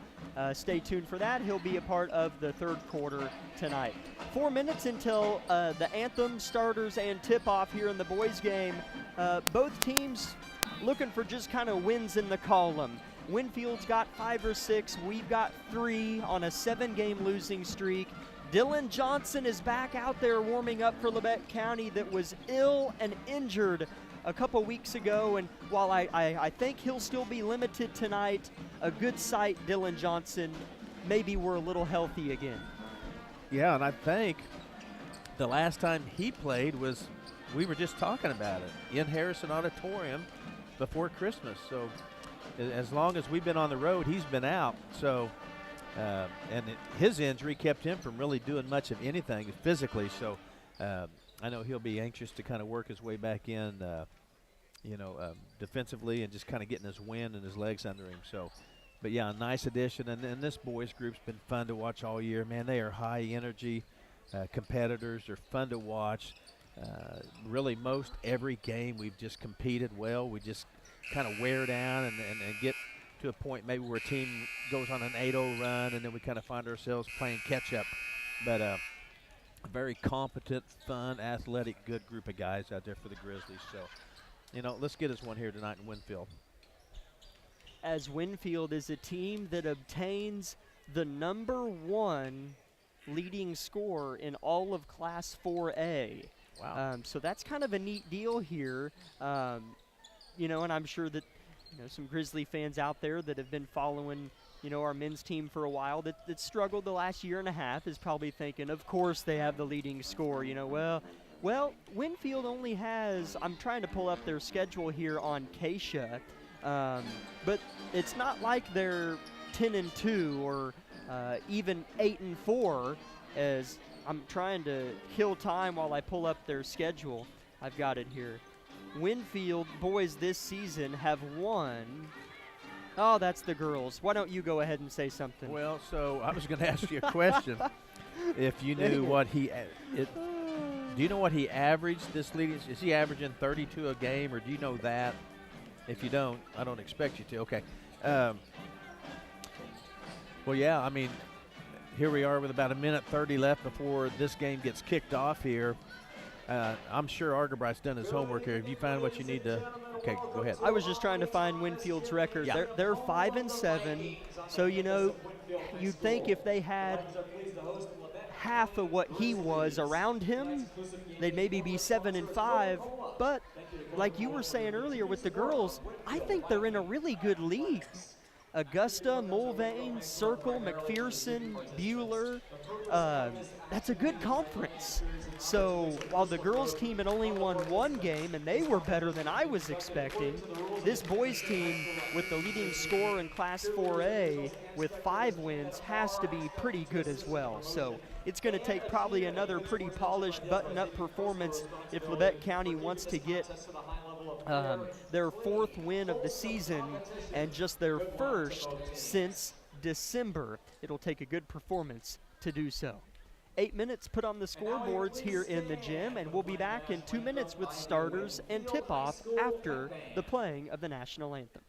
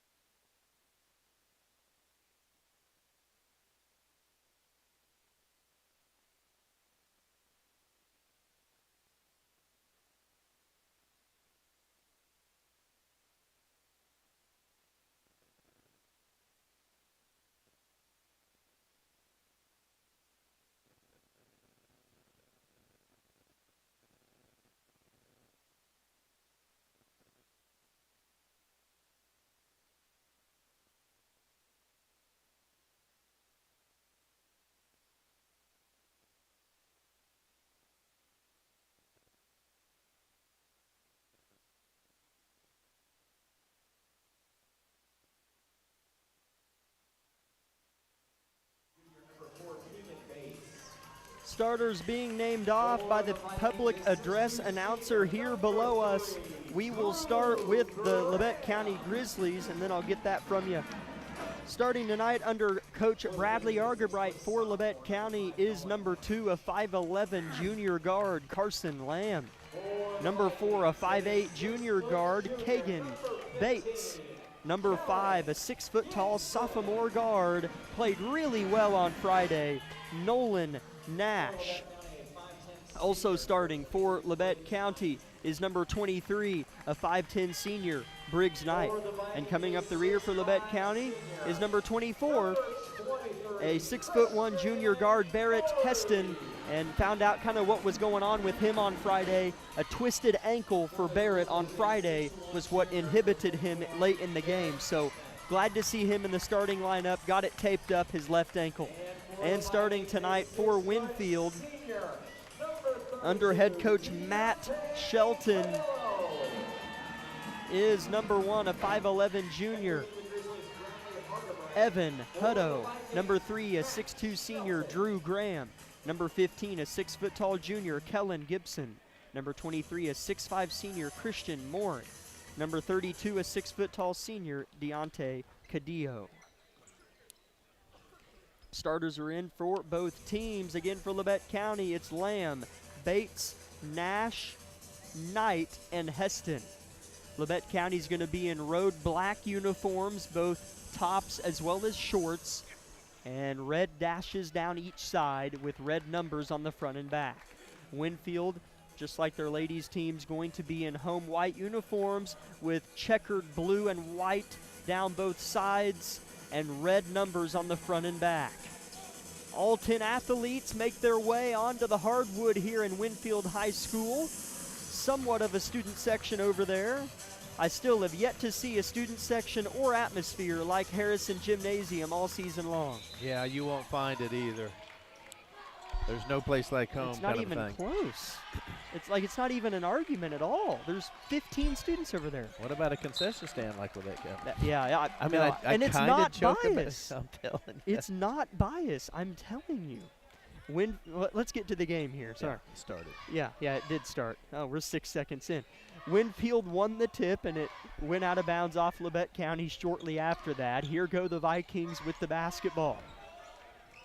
Right wing with it is Gibson. At the top, Hutto, deep three, down and out. Bates crashes but loses the battle with Cadillo. Kick out three for Gibson, no. Soaring, shooting, missing is his teammate.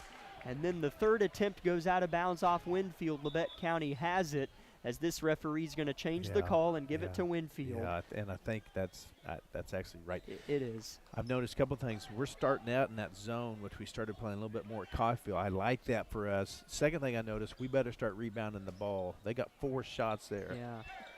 As the leading scorer in all Class 4A for them is Christian Morey, but scoring underneath is Deontay Cadillo. First points of the game go to Winfield. Yeah, we're, like I said, one of the reasons you play a zone A is to make them shoot outside, but B is so you can rebound the ball.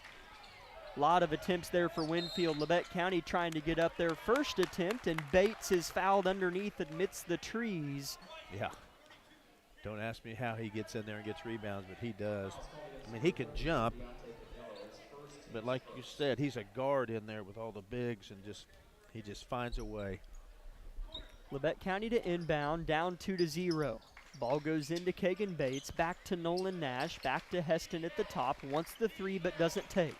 Nash, played really well on Friday, is defended by Moore. Bates on the left side, defended tightly by Gibson. Heston given room from deep, short, and the long board squirts out. Knight saves it, but it goes to Winfield. Yeah, and I'm then okay. a foul on Bates. Yeah, we don't need that out of Kagan. I mean, he's always hustling, but fouls like that kind of in the backcourt, let's just kind of get on back in that situation. We certainly don't want him getting 2 fouls here in the first quarter, something silly like that. 2-0 Winfield with the lead and possession.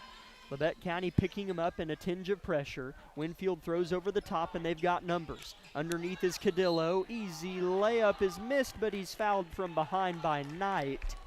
And Coach Shelton is pleased with the start of this game.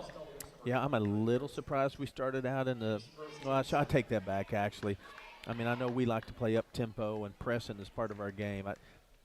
I think this Viking team will probably handle our press okay. They've got 5 good ball handlers out there, but Coach Argerbright will watch it and make whatever adjustments he needs to make.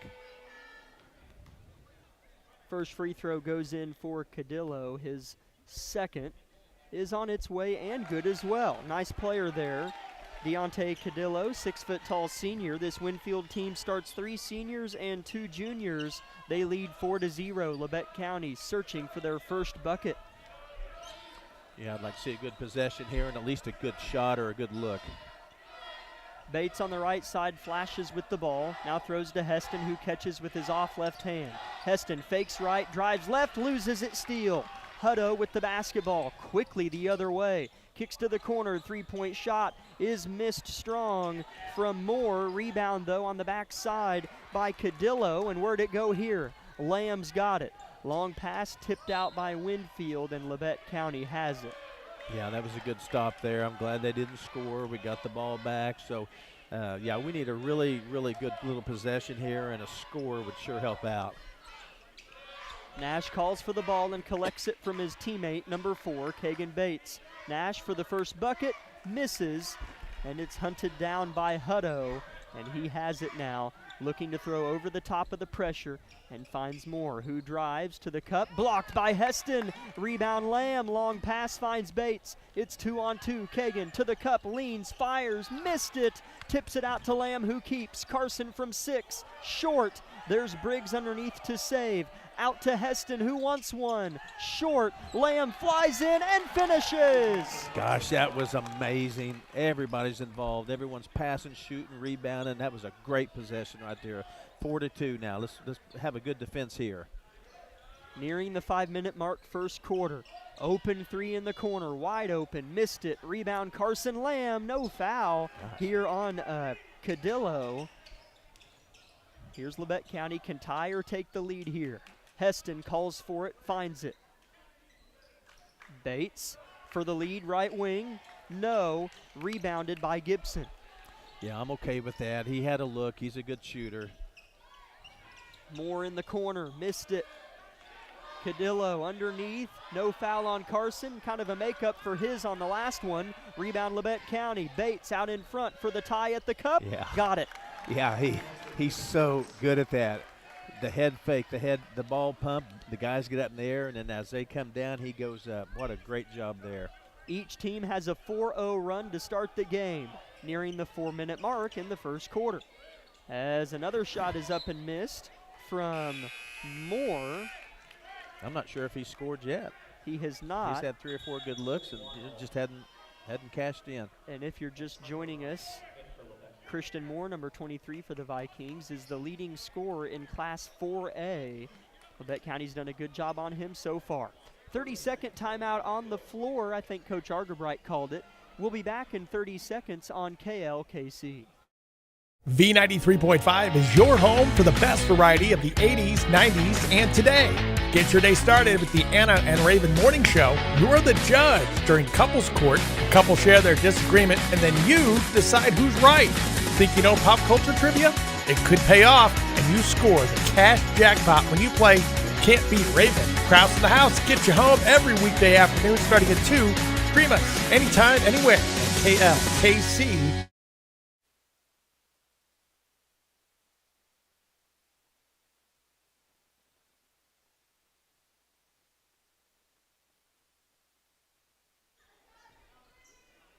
Winfield inbounds the ball in a tied game at 4 here on their home court.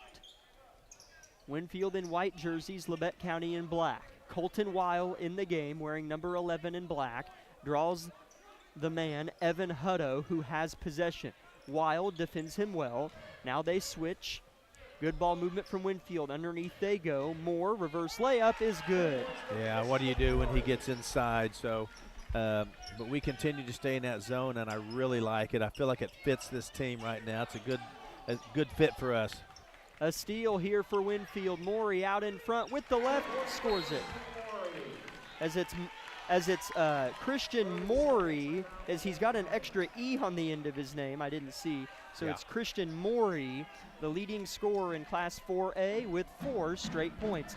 8-4 Winfield in front. Another quick timeout from Coach Argerbright to stop the bleeding here.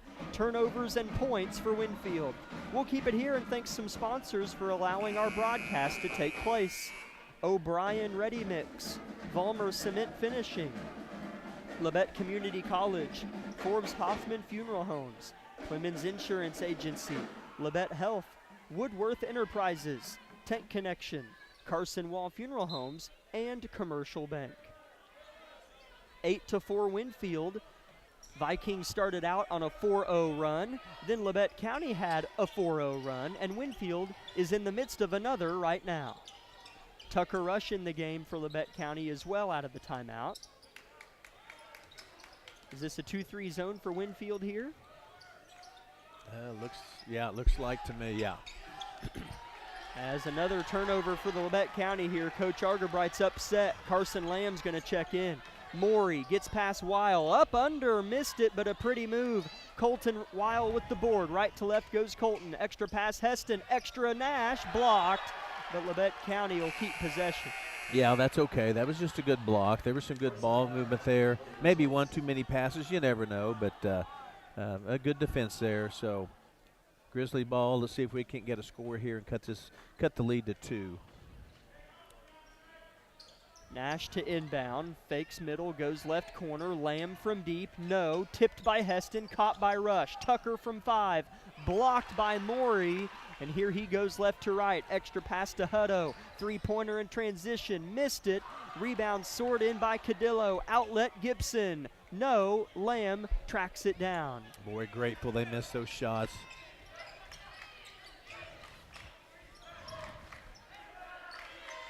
Kagan Bates in the corner, surveys the hardwood, dribbles to the heart, defended tightly by Graham, throws back corner Nash, Nolan to drive, stutter step, floater, missed it somehow, boy. And they're going to say that's off Nolan and it'll go to Winfield. Yeah, Nolan's so good at that. I mean, he's a good ball player, period, but I'd say that is his M.O. Penetrate, he can jump so high, and he's just a gifted, quick athlete, so I don't know how that ball didn't fall. 8-4 Winfield. Labette County on a little bit of a scoring drought here with 2:14 left in the first quarter. This is a 5-7 Winfield team against a 3-9 Labette County team on 7 straight losses. This will be a good win on the road, a non-conference opponent. Fresh in the game for Winfield in place of Cadillo is number 12 Patrick Toon. Morey wants a 3 and swishes it home. Yeah, he got a look and just made a good shot. I mean, there's nothing there. Just, you know, throw it in and let's go down and score one ourselves. As Tucker rushes under the basket, working hard, fades, fires, rattled out, but a good look from Tucker. It was. Tucker did a nice job there. Everything just didn't go in is all. Morey with a really pretty move in transition, but missed the left-handed layup. That was really impressive. Yeah, that had all the glitter and shine and shake. It had it all, but didn't go in. He did miss it. 11-4 Winfield, though. Good Wow. backdoor. Nolan blocked, gets it back. Winfield a menace at the rim, but Nolan finishes on the offensive rebound. Nolan Nash, way to stay with it. Little head fake down there and went right back up. Left wing the ball goes. Graham from deep, no. Good box by Tucker. That sure was. That could have been an over the back, but I like how the officials are calling the game, so we'll just leave it like that. Kagan Bates finds Rush, has a good matchup there and scores off the glass. I like that matchup for Rush. Yeah, he sized him up and then just went right on up with it strong. So Tucker's playing a really good game and another great pass by Kagan. Labette County on a 4-0 run, a 3-point Winfield lead. Little floater hits the rim. Good swap by Lamb, finds Heston on the board. 30 seconds till the end of the first. Bates, reverse layup as he slides across the floor and scores. I don't know. I'll just have to watch that later tonight. That was a great, great, great shot there by Kagan. 11-10.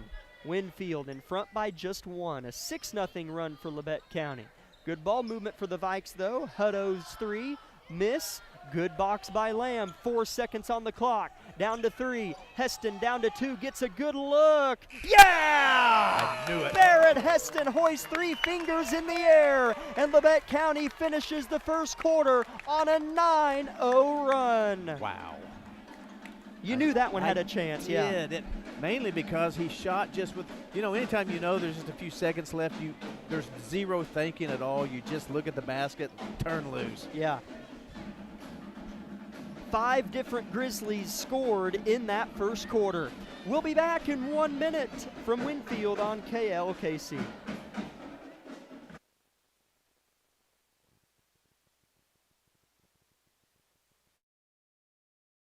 Hi, I'm Shelby, one of the pharmacists at Bowen Pharmacy. Not only do we keep you up to date on your COVID and flu vaccines, but we also offer pneumonia, shingles, hepatitis, meningitis, tetanus, and whooping cough vaccines.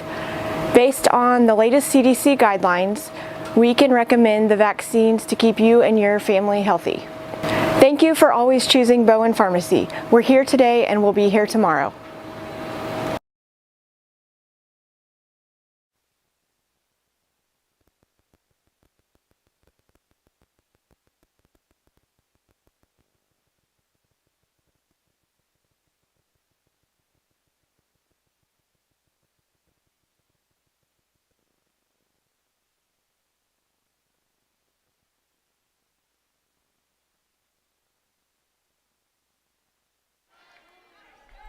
Labette County turns it over on the first possession of the second quarter. Just moments before we got back from the break, an unforced error from Labette County's offense. Yeah, we haven't done that much. It's going to happen. I mean, as much as you say we can't do that, it just happens. Yeah. Three-pointer up and missed by Hutto. He hit the deck, but no whistle. Hutto's in pain. Play hasn't stopped, so the refs won't stop it. Heston releases from deep. No. Lamb picks up the board. Hutto limps back for Winfield. Bates, meanwhile, open for three. No. Big board tipped out. Who's got it? Tucker does for Labette County.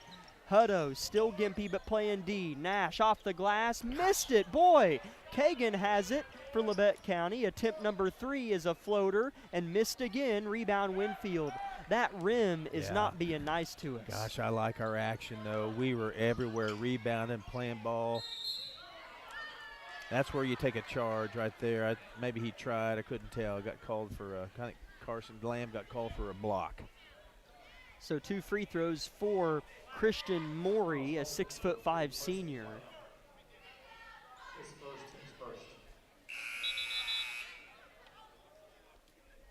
That's Carson Lamb's first and the team's first. And yes, this game is being officiated just as we had hoped, just like the girls' game. Yeah. I had no complaints with that.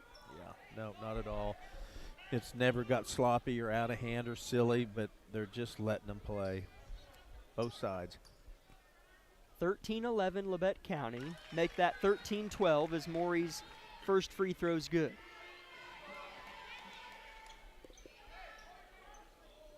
That was the first point made this quarter so far.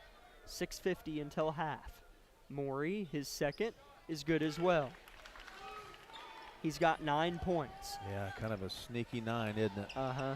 You kind of figure out how he's the leading scorer in Class 4A when he scores 9 points and it doesn't feel like it. Yeah. Bates with a drive and kick. Heston high release tray misses. Nolan Nash finds himself with it, and a foul away from the ball on Morey. Yeah, we'll take that. I like the rebounding we're doing now. I like Barrett letting the ball go. He's a really good shooter. He's confident right now. I mean, I know he hadn't made the last couple, but he just needs to keep letting it go. 13-13 the score. Coach Argerbright having a word with the official right here in front of the scores table. That foul did go on Christian Morey. Each team has 1 team foul with 6.5 minutes till halftime. Ball's thrown in and the clock runs. Labette County looking to get back what they had a second ago, a lead. Bates drives, defended by 3 players, kicks out. Lamb on the reverse, short on the 3. Barrett skies for the board. Labette County has it, and then they kind of lose it in the scrum. Bates tries to get it back, but doesn't get there in time. Morey, kick out, open tray, right corner, short, rebound Kagan. Tell you, Barrett can get up. I know I'm about 2 plays behind, but Barrett Heston can really get up. He's either rebounded or disrupted some balls and kept them alive for us. What we miss? I kind of talked over a play there. Kagan was fouled from behind by Graham. Bates near travel. Barrett wants another 3. Yeah. Bingo from the left corner, and it's 16-13 Labette County. That's what I'm talking about. When a good player sees the ball go in, watch out. He can get red hot.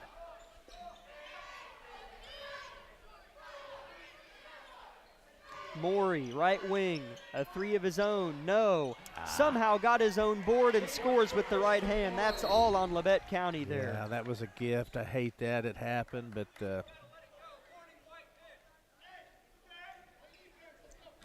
I missed that.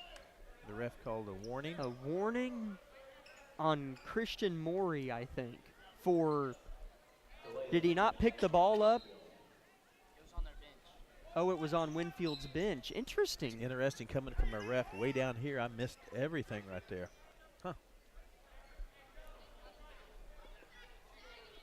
I want to say it was a delay of game warning because Morey scored and then let the ball roll away instead of picking it up. Here's Morey at the rack off a steal, and he scores it, and he's up to 13 now. So now it's 17-16 Winfield after a score and steal. As Labette County throws it away. Nolan Nash just kind of hurled it to the set of double doors over there here in the gym. Turnover, Labette County. Man, this has been a game of just spurts, you know. We go bam, bam, bam. They turn around and they score 6 points in about 30 seconds. Morey gets to the cup and is fouled, and Christian Morey is going to shoot another pair. Need to regain our composure here against that press. Kind of calm down. We're fine. These teams are pretty similar. That's my first eight-minute analysis. Yeah. This should be a close game. Morey's first free throw is short, and he knew it. Briggs Knight checks in for Labette County. Let's see who he gets. Nolan Nash, and Graham checks in place of Gibson for Winfield. It's 17-16 Vikings, as that was the second personal foul on Carson Lamb, who remains in the game. Morey's second free throw's good. Winfield by 2. The press has hurt us a little, you're right. Composure will be big here. Briggs Knight pitches it ahead to Lamb, who's in trouble. Need to get Labette's got to go. Bates gets it there. Tucker in transition. Right Nice. hand layup, good. Tucker Rush with a downhill score. I tell you, big fella put it on the floor and took it right to him and kissed it off the glass real soft. That was really nice, Tucker. 18-18. Tucker didn't get many good looks at Coffeyville, but was in position. Tonight has 4 points already. Deep three for the Vikings. Air ball's short, and Kagan saved it, and then Morey scores it with his left hand. Coach Argabright really upset with that, as it had to have been tipped. A Winfield steal while I'm talking, and Morey scores again plus the foul. As those are just big plays. The one before that one as well. Yeah, and Kagan's so headsy. He knows something we don't know. That ball was tipped. He would have never gone after it like that if it hadn't that's been. True. Yeah, I mean, their points have just come in just back to back. It's 22-18. So, yeah, just an interesting game right now.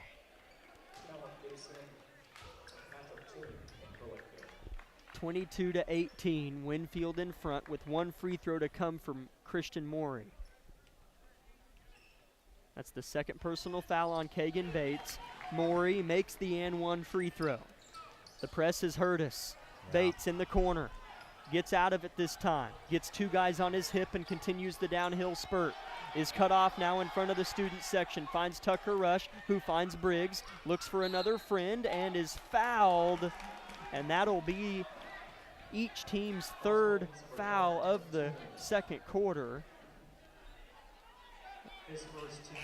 That's the first on Patrick Toon. Nolan Nash back in for Tucker Rush. And Christian Morey takes a seat for Winfield. He's got about all their points. Bates throws a no-look pass to Weil to key it in. Colton Weil back in the game as well. Yeah, Winfield's really stepped up their defensive presence. I'll give them that. Kagan Bates defended tightly. Gets downhill and is fouled on the floor. Kagan might have created that contact, but nonetheless, a foul whistled in on white number 12, Patrick Toon. His second, and the team's fourth, still with 4 minutes till halftime. Yeah, up. Toon came in with some energy. I'll give him that. Kagan to throw it in. Labette County only down 5, but Winfield on a run here. Ball on the deck, picked up by Heston, then knocked out of his grasp, and Cadillo picks it up for Winfield. Yeah, we really need to get a charge right there.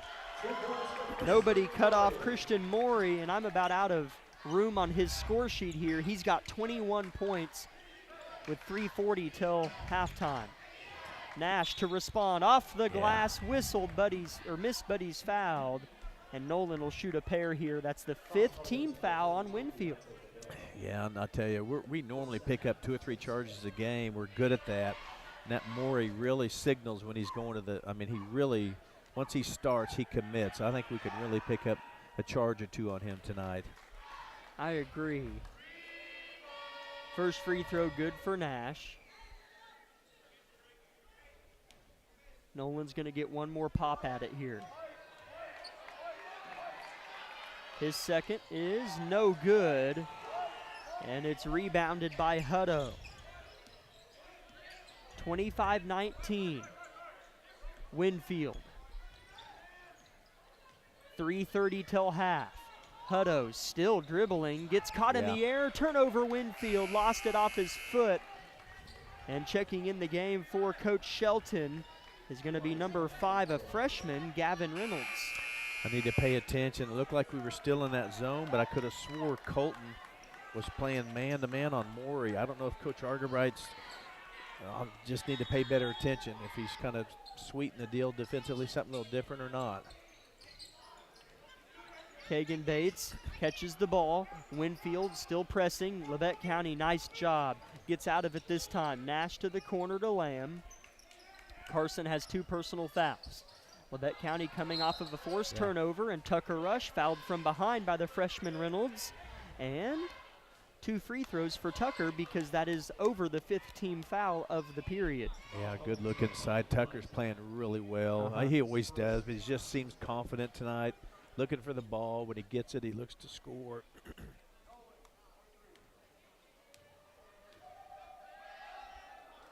First free throw for Tucker's off the mark. Rush gets 1 more from the line. It's on its way and good. Looks like we're going to drop back, not mess with the press here, and just get in our zone. 25-20. Actually match up man-to-man right now. Winfield in front, 2:50 left in the second quarter. Good ball movement for Winfield, a little hook shot misses. Rush on the board and then threw it without finding somebody. Turnover, Labette County. Winfield catches it right back. Yeah, those are the ones we really got to limit. Tucker was looking for a guard to outlet the ball to and just kind of threw it, assuming somebody would be there. Maury drives, spins, and is going to be bailed out with the foul on the floor. There's been a couple of those on us of late. Yeah. That's on Tucker, his first and the team's 4th. I think he's a leading scorer. He's a good ball player, but when he gets the ball, he's looking to shoot it or drive. I mean, he's kind of going after that number 2, it seems like. 25-20, Winfield in front with the ball. They throw it in. Hutto to drive with the left. Pretty, he scores it. Yeah, it sure was. You know, he just made a good reverse and a good left-handed layup there. Not much you can do. Kagan Bates, right wing.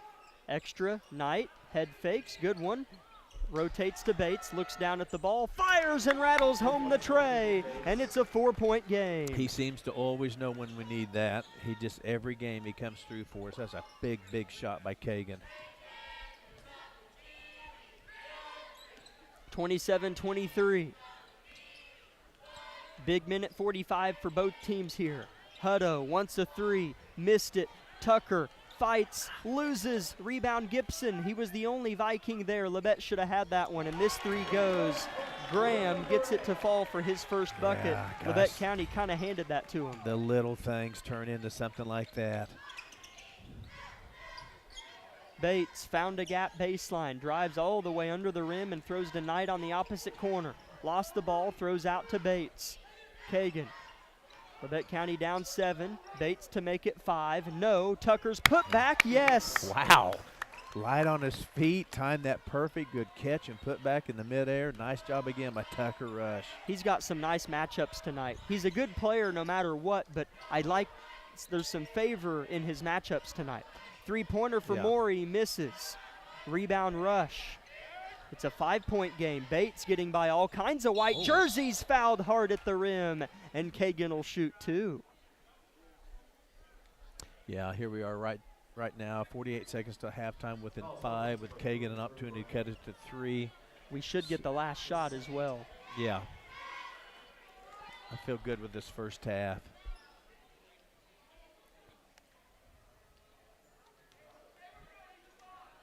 Bates set to line up and fire his first free throw. Takes a deep inhale and exhale and fires the free throw and swishes it.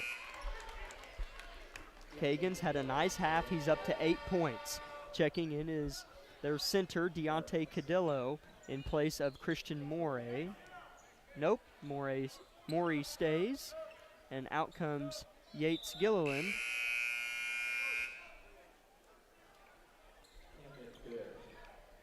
Camden Good checks in for Labette County in place of Carson Lamb. Carson playing with 2 personal fouls. Good move there.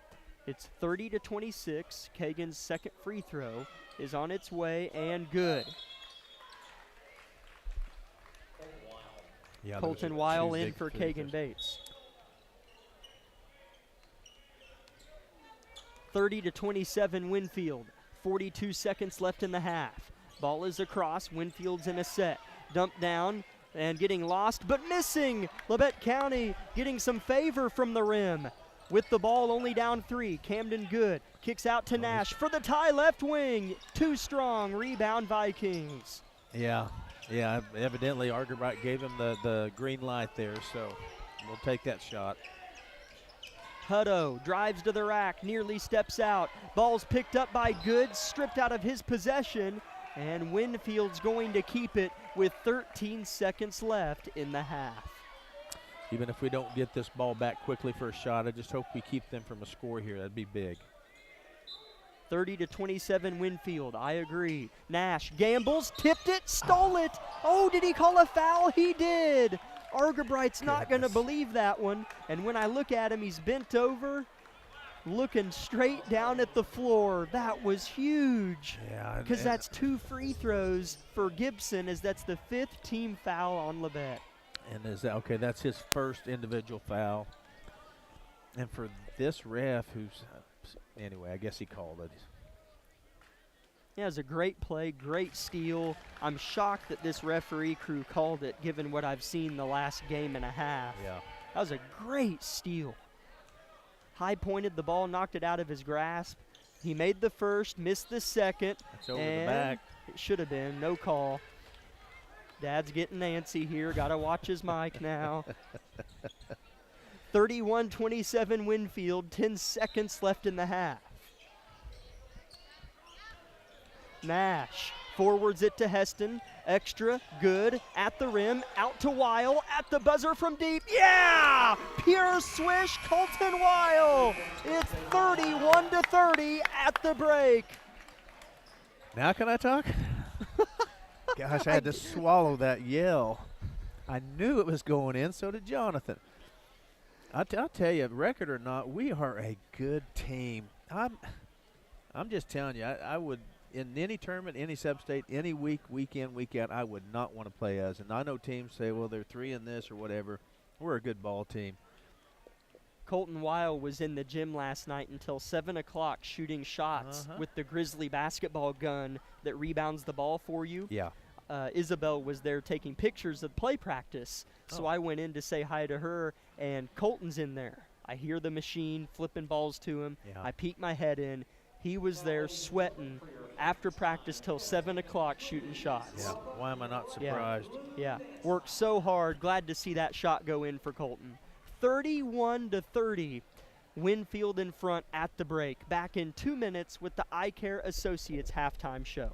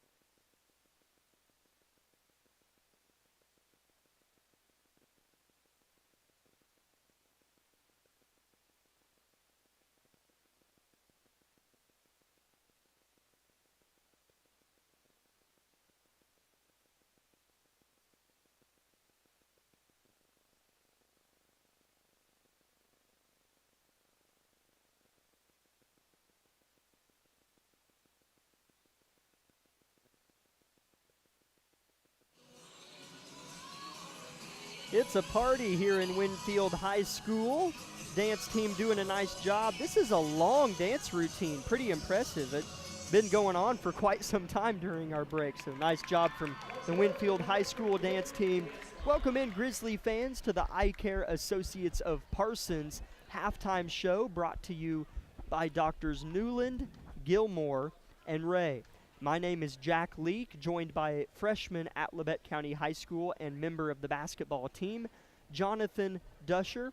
Jonathan, thank you for being a part of the halftime show and going to do the color commentary for the third quarter of the game as well. Thanks for showing interest again and coming back with me.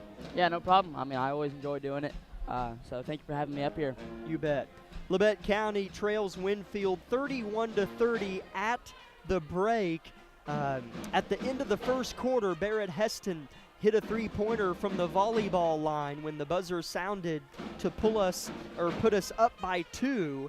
And then at the buzzer in the second quarter, Colton Weil hit a 3 from the corner to get us within 1. Jonathan, you sat over there and watched and listened to that whole first half. What did you see from our Grizzly men in those first 16 minutes? You know, I think we played some great basketball.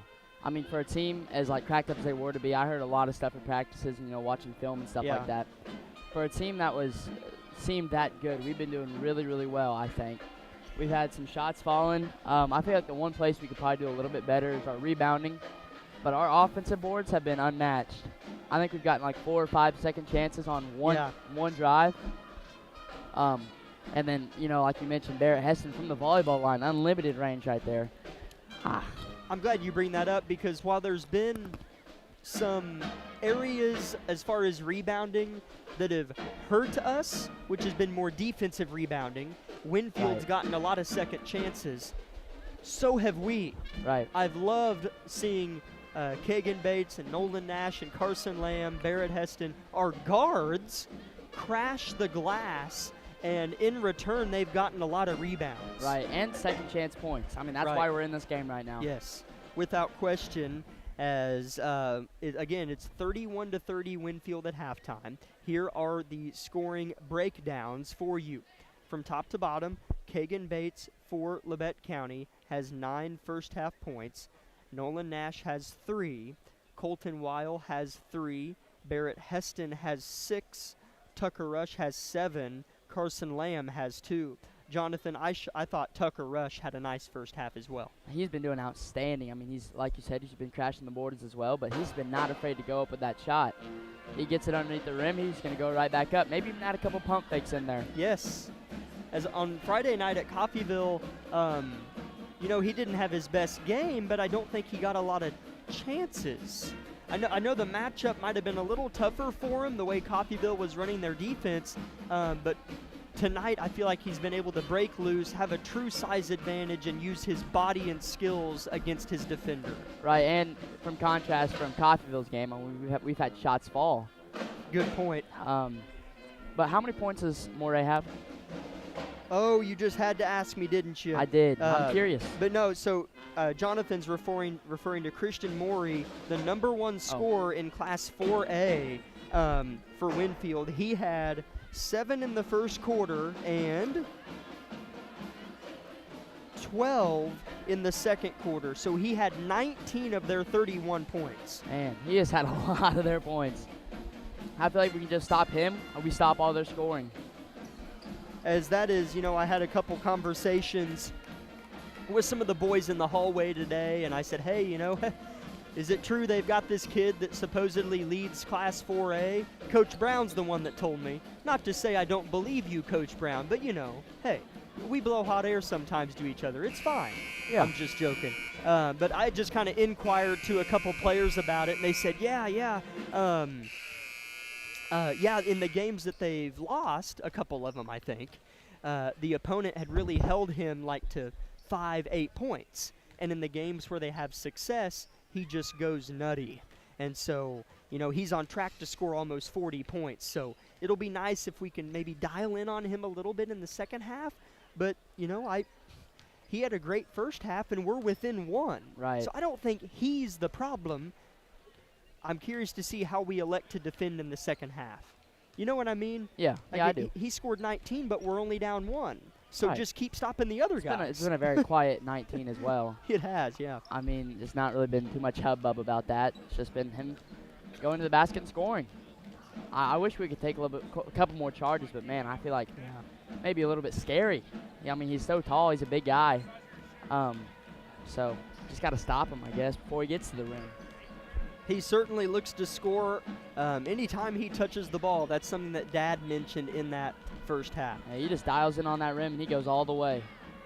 At the end of the first quarter, it was Labette County 13, Winfield 11, and then Winfield got us in the second period 20-17, giving you your halftime score: Winfield 31, Labette County 30. This has been the Eye Care Associates of Parsons halftime show. We will be back in 1 minute with the second half on KLKC.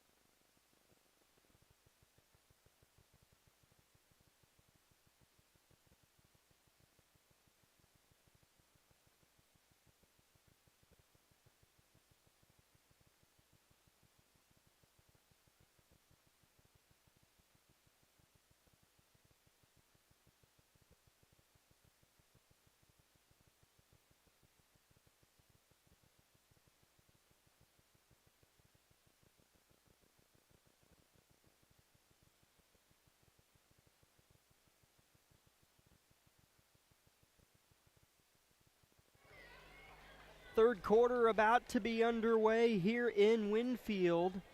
Good evening, Grizzly fans. I'm Jack Leake alongside Jonathan Dusher for the third quarter of tonight's action. Labette County freshman and member of the basketball team.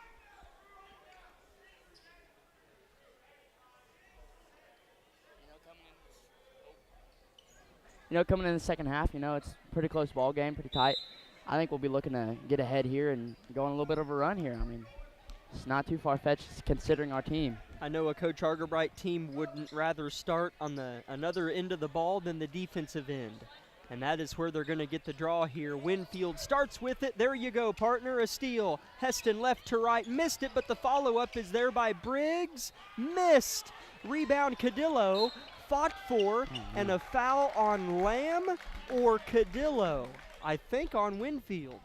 That was a big missed opportunity there. Great steal there and taken all the way, but just a little bit too much on the backboard there, causing the miss. Yeah, and it hit the backboard so hard it made it tough for Knight to get it back. Bates swishes a three from the top. No doubt about it. Right on the inbounds play. He's up to 12, and Labette County's lead is 2. What a pretty shot. I mean, before the shot even went in, he was turning around, putting the three up. Yes, he was. His Confidence. Second three of the game. Winfield with the basketball. Moving right to left in white jerseys. Labette County left to right in black uniforms. Heston contests the shot well, but it's made by Hutto, and he's got 4 points, and we have a tied game. I think looking down there at our defensive end, and we're staying in that zone. So confidence in that zone, I guess. Sticking with it, and Bates is as well. His jumper, but misses. And thank you, Winfield, for that rebound, as Coach Shelton is mad as well, as they tipped it right to us. Labette County with another try. Bates on the slash, not much there. Looks for a back door, throws it away. No, tipped. And Labette County will keep it, tipped by Winfield. If he could have got that, that would have been a beautiful pass. Yeah. I mean, no look, behind the back pass to Barrett. Just tipped by, I think, number 32 there. Cadillo, I think you're right, did get the fingers on it. Nolan Nash rises, fires, and swishes, and it's a 2-point lead again for Labette County. He loves that mid-range jumper, that's for sure. 35-33, Labette County trapping on the far side. Hutto, then they pass out of it, and a tied game again. Cadillo gets it to go. You know, on that one, there's not much you can do. There's a mismatch there and just uneven spacing there, and just got to tip your hat. Yeah, we trapped and got beat backside. Here's a foul on Winfield at the other end of the floor. Going to go on number 3, Graham. His third and the team's second already, just 6 minutes left in the third quarter.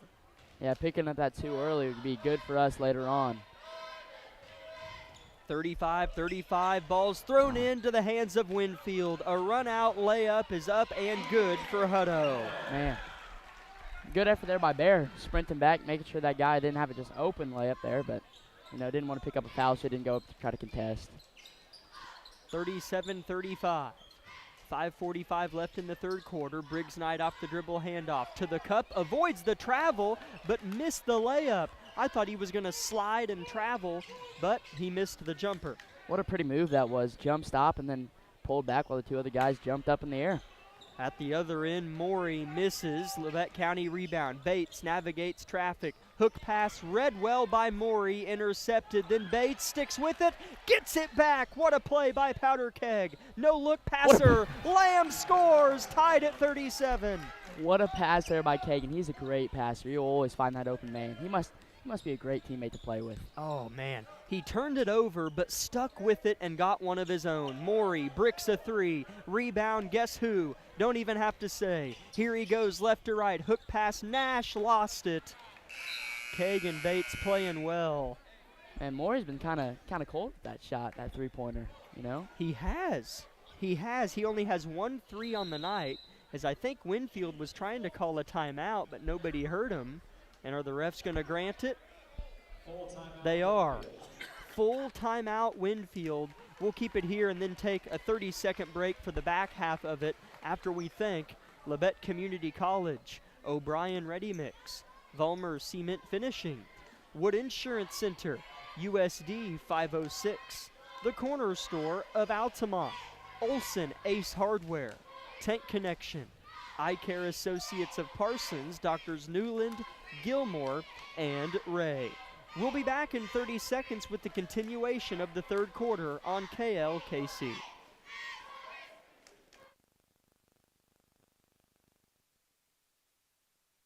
Discover what you've been missing in Parsons, Kansas. Curious Minds Discovery Zone, a children's museum that inspires a love of learning, with hands-on exhibits for all ages to imagine, create, learn, and discover.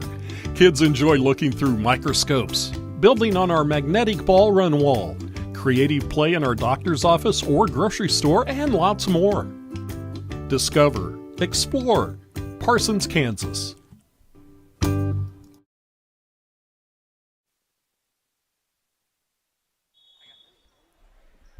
37-all is the score. Labette County looking to snap a 7-game losing streak here 2 hours west in Winfield, Kansas. A place where our football team lost this fall. Our basketball squad looking to right the ship in the athletic program. Winfield will inbound under their own rim here in a moment.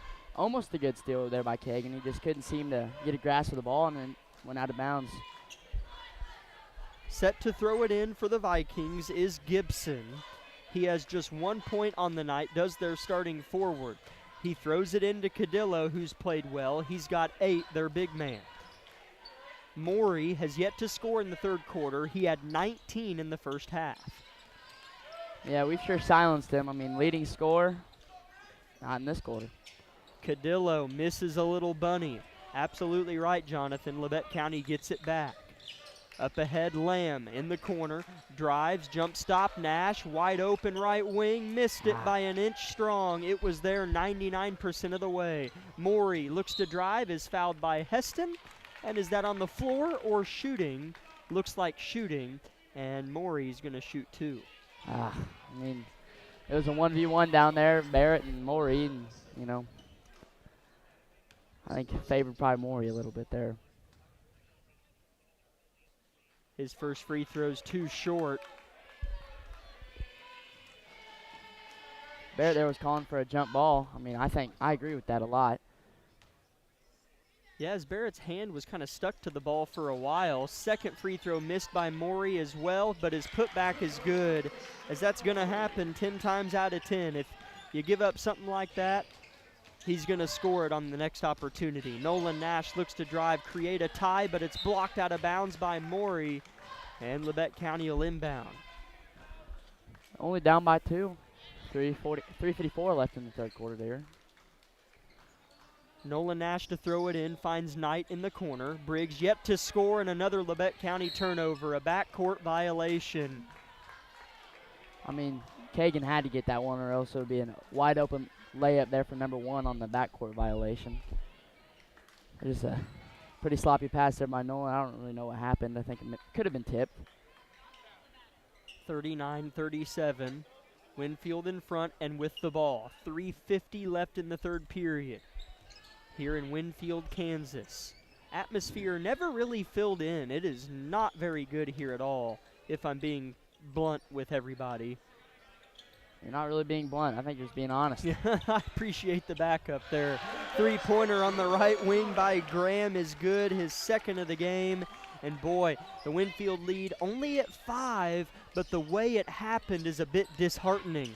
Bates with a hook pass. Knight catches it, drives a little. Lamb, we need it. Down and out, rebound Morey. Yeah, I mean, that was a high percentage shot there by Carson. Morey goes up for the layup, missed, gets his own board, and it's in. He's up to 23 points, 44-37. 3 minutes, third quarter. Bates, we need it. Throws it to Lamb, who wasn't paying attention. Turnover, Labette County. Coach Argabright, give him a 60 as he's going to watch his players sit down on the cushioned chairs to my right and slowly address them in a moment after he talks to his coaching staff. We'll be back in 1 minute. Labette County searching for life here on KLKC.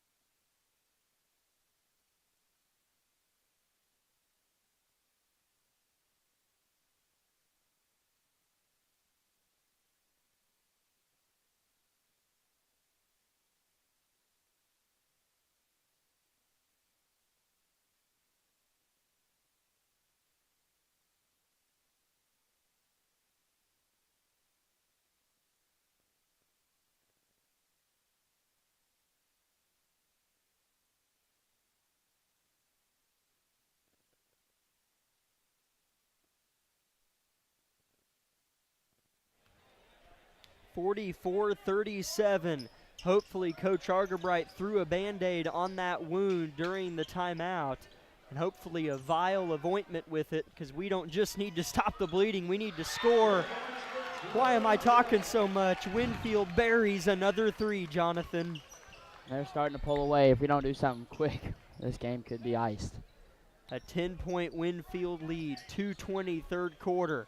Heston off the pick and roll, pulls up, short, rebound fought for. Bates has it, floater good. We needed that badly. Yes, we did. I mean, Kagan always finds a way to get that ball no matter what. I mean, he hunted that all the way down the woodwork there. I mean, bounced out of multiple Winfield guys' hands, and he just came up with it. Pretty sure it was Graham that hit their three-pointer, I think. Yeah. If so, that was his third of the game. Turnover, Winfield. Miscommunication here. Hutto threw it away as he thought that Morey was backdooring. Throws it right into the bench. Labette County cut it to 8 on the last possession and got a defensive stop a second ago. Nash feels his defender with his offhand, and then they throw it away. Same fashion, both throwing it away into the bench. We do not need that. 47-39. Labette County with a few just throwaway turnovers tonight. Morey catches it, defended by Barrett, helped by Tucker. Passes it to Graham, left corner. Rotates it one more time to Morey. 17-second shot clock. Morey steps into a three. Got it. Man, that is just ice in his veins. Buries that shot.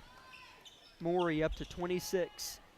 The lead for Winfield up to 11. Bates drives, hits it with the right, snuck over the front of the rim after hitting the glass. Find another way to finish there in the midst of the woods, like you always say. He makes a layup in 5 different ways every game. I don't know how he does it. Look at that, Labette County trying to draw a charge, and they get the late whistle. Wow. I think the crowd's confused because the whistle was so late.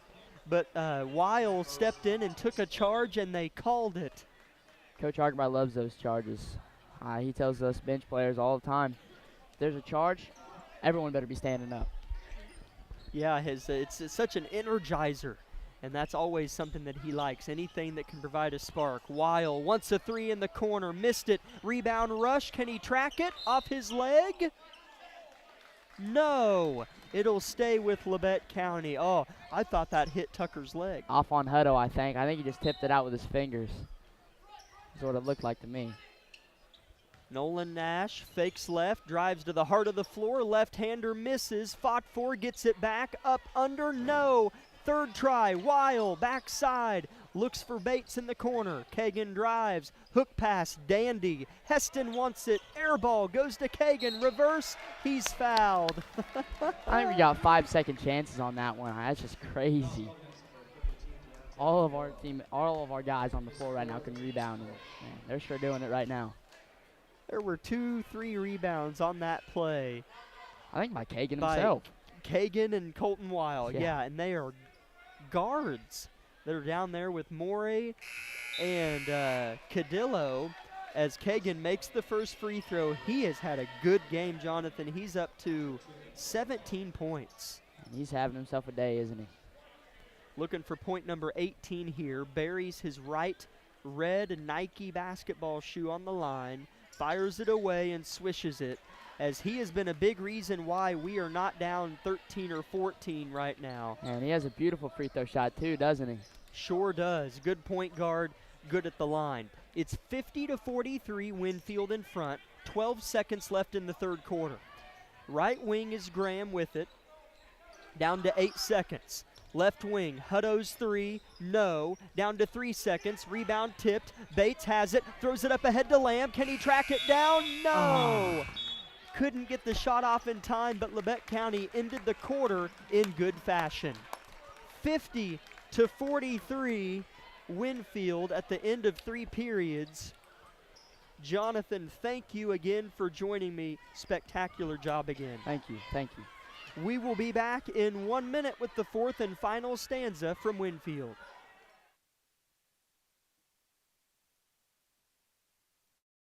My name is Bria and I'm a pharmacist at Bowen Pharmacy. I'm here today to tell you about one of our patient programs, Meds to Beds. Bowen Pharmacy South is located in the medical office building at Labette Health. Our staff works closely with the doctors, nurses, and social care workers to ensure that your transition out of the hospital is an easier and more convenient experience for you and your loved ones. If you are having inpatient or outpatient surgery, we will get your medications directly from your doctor and deliver them right to your hospital bed. If you are having a baby, we will get your medications or anything else that you may need to get your family home without the hassle of making several stops along the way. Whether you're here for a few hours or a few days, we are here at Bowen Pharmacy and Bowen Pharmacy South to help get you well without any interruption in transition of care. Just ask for Meds to Beds. At Bowen Pharmacy and Bowen Pharmacy South, we are here for you today and we are here for you tomorrow.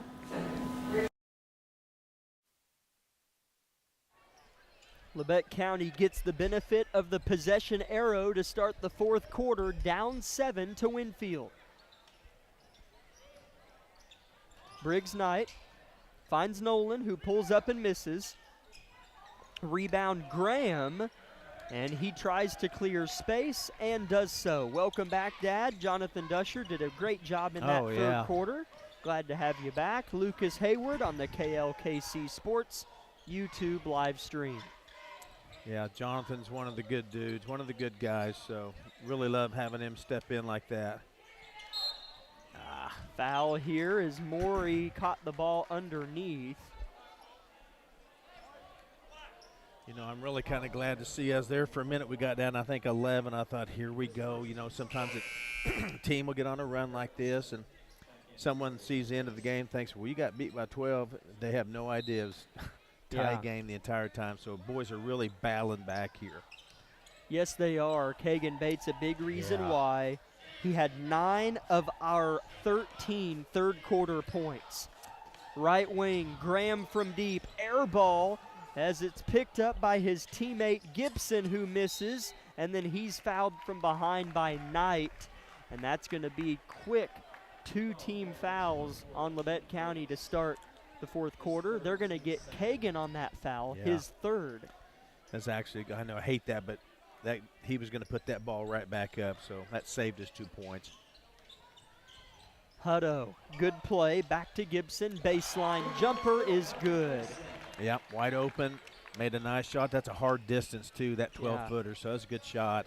His first field goal of the game, Nolan Nash with a reverser of his own, scores it on the right end of the floor. I don't even know how you coach a kid to do that. It's a great pass and that little reverse flip spin. That was awesome there by Nash. 52-45, Labette County hanging around 9 points. Need to strike, do our Grizzlies. 6:30 left in the game. At the top, now downhill goes Hutto. Floater rattles in. Yeah, if they're going to make those, it's going to be tough. That's just a good drive and a good pitch up from about 6 foot. A 9-point Winfield lead again, and a touch foul on Hutto, their first of the fourth quarter. Yeah, the Grizzlies, every time they score, we're going to have to just kind of match that as best we can and get an occasional stop and a score and just kind of creep ourselves right back into tying this game up. Full timeout Winfield. Vikings lead the Grizzlies by 9 with 6:15 left. We'll be back in 30 seconds on KLKC.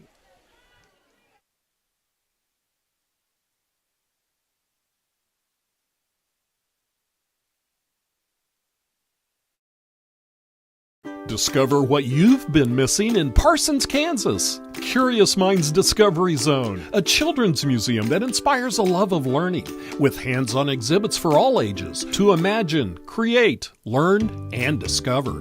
Kids enjoy looking through microscopes, building on our magnetic ball run wall, creative play in our doctor's office or grocery store, and lots more. Discover, explore, Parsons, Kansas.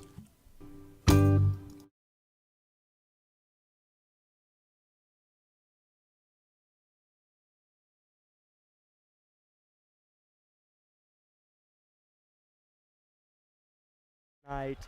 Been kind of another one of those, and I say that because we've just hung. Then they went up 13, and it's kind of been arm's length ever since. Happened to us a few times this year. Yeah, it has, but, you know, there's still 6 minutes here. Oh, yeah. We get a basket and a stop, and before you know it, the pressure kind of switches a little bit. Heston underneath in the trees, scores over Cadillo.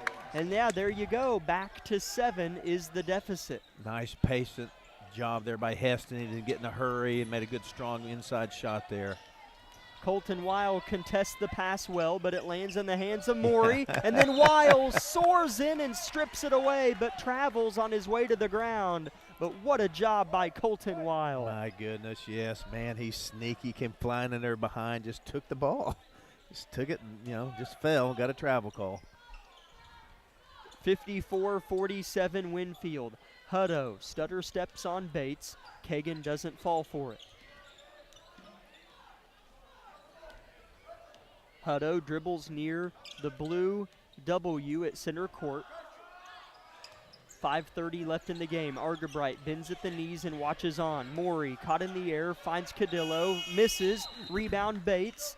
And a shot clock violation is the signal. I thought he got it off in time. Yeah, I'm no coach, but Winfield, I know, is trying to stall and run the shot clock down and shoot with 2 seconds. That's difficult. Fine with me, yeah. It's hard to do. 54-47. Labette County with the ball, just got to stop. Here comes Nolan off a curl. Bates, short corner, flip past a while. Now Knight, downhill driver. Nothing there. Nash loses the dribble, turnover Levette County. Morey, left to right, scores it with the right hand. Kagan did all he could, tried to take the charge. Morey just kind of slid it. So, yeah, we can't throw the ball away like that or we'll be in trouble. Heston from deep, no. Rebound Winfield. Levette County back down 9 playing defense. Little quick possession there, I'd say. You know, a deep three that quick, maybe not what we're after, but of course if it had went in, I'd have been raw on that. So, have to defend again. Hutto with the kick out to Graham. Big three, missed. Rebound Bates with 4:30 left. Forward to Weil, forward to Knight, under the rim, gets his man to bite. I think he traveled. Does anybody? Nope, nobody else was signaling that, so maybe he didn't. But he was fouled, and Briggs is going to shoot 2. It looked like from here he like slid. So I looked around at Winfield fans, and nobody was saying anything. I know what you're saying. He kind of did that, what's it called, Euro type. Not really a Euro step, but kind of took advantage of that 1.5 steps you can get off a dribble. Which I'm wondering if, like, there are fans in here, but kind of scattered. They're not. Yeah, like I don't hear anything. Yeah, in the student section, I'm a little that way too. Yeah, like seems a little weak on the atmosphere side of it. Really, it's a beautiful gym. Oh yeah. Briggs missed his first, but made the second to make it an 8-point game with 4:27 left. Levette County trails. The 5 on the floor after a couple subs from Coach Arg is Nolan Nash, Barrett Heston, Carson Lamb, Kagan Bates, and Camden Good. Winfield throws it away but saves it right back to themselves.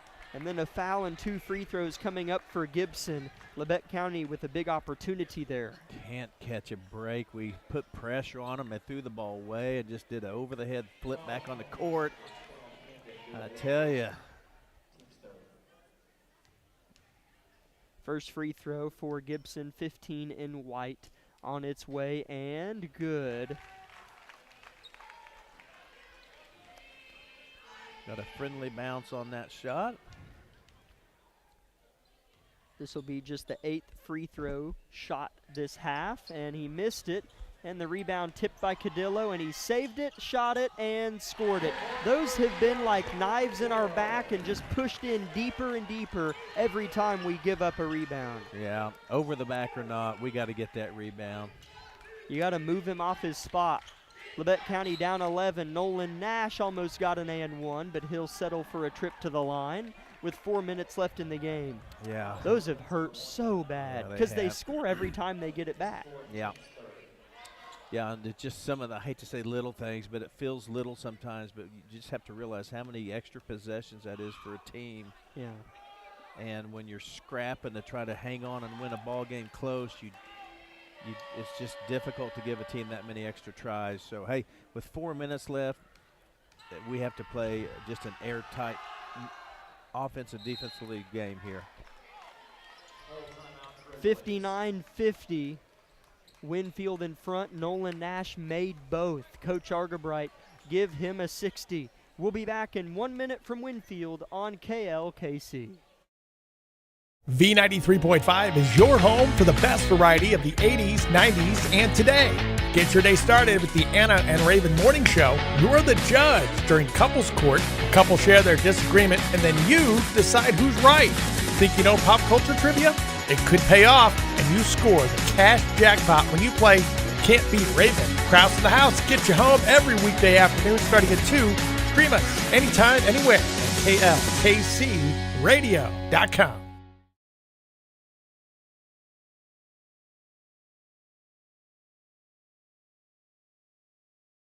With many years of combined experience, Eye Care Associates of Parsons has set the framework in providing comprehensive eye health examinations for all ages and routine vision care for families throughout the 4-state area. Our optometrists and staff provide remarkable care with state-of-the-art technology to help with diagnosis and management of eye health conditions. Give us a call or visit our website to schedule your next eye exam. Eye Care Associates of Parsons. Experience modern eye care.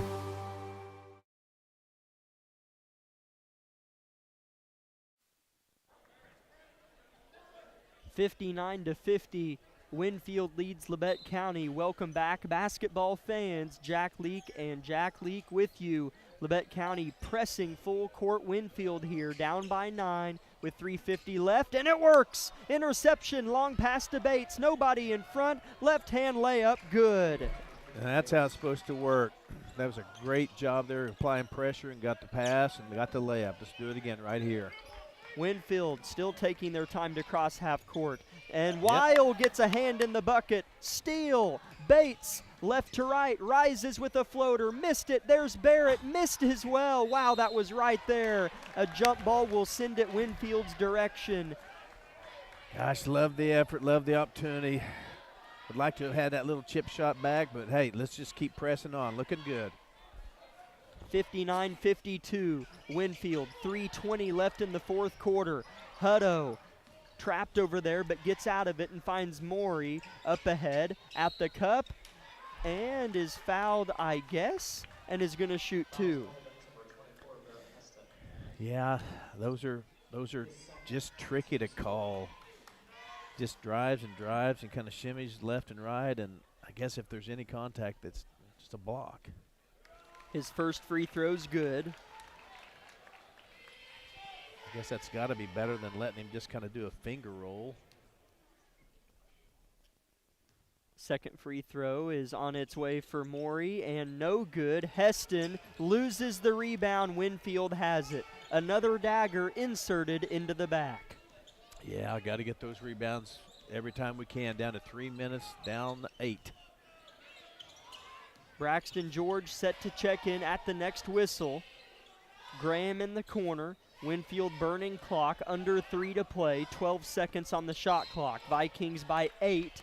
Colton Weil fouls the ball handler, and I think that resets the shot clock. It does. That's the 5th team foul on Labette County. So Hutto's going to shoot 2 free throws. His first is up and no good.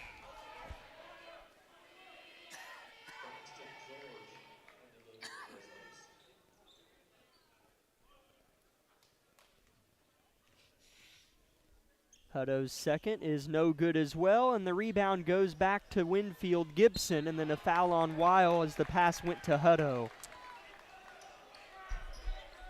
I know it was a brick, but the principle's the same. Yeah, it's kind of You're supposed to be the team that gets that. Yeah, kind of a broken record, and of course the kids are hustling, they're trying. Yeah. It's just That was a long rebound. And now the first free throw on this try for Hutto is good. Tucker Rush back in. Haven't seen much of him this half, if I'm not mistaken. Second free throw, a pure swish for Hutto. Now it's a 10-point game with 2:45 left. That's tough. yeah, I mean, you know, we know what has to happen here. Bates takes the 3 and misses it. Tucker couldn't quite corral it, but Nolan could. His 3 is off the mark. Labette County in position for the board. Cadillo has it, but Bates rips it away, and a jump ball called a little early for our liking, but Labette County does have the arrow. I could have closed my eyes and told you probably who would have came out of that scrum with the ball. Cadillo is 6 foot tall and a big old boy, and Bates ripped it away. Shouldn't have been a jump ball, but we'll take the arrow. Here's Rush, 7 feet from the rim, didn't have it. Finds Nash right wing, corner Bates, defended tightly. Nash hits a flashing Heston, a good look here, missed it. Rebound Rush, Tucker goes up and is fouled and will shoot 2. Labette County has had a lot of balls fall not their way at the rim. Yeah, had some looks inside. Tucker made a really good gritty move down low and drew the foul. So let's just go through, go through the steps here and make a couple. His first is off the mark. He'll need to knock this one down to make it a 9-point game with 2:16 left.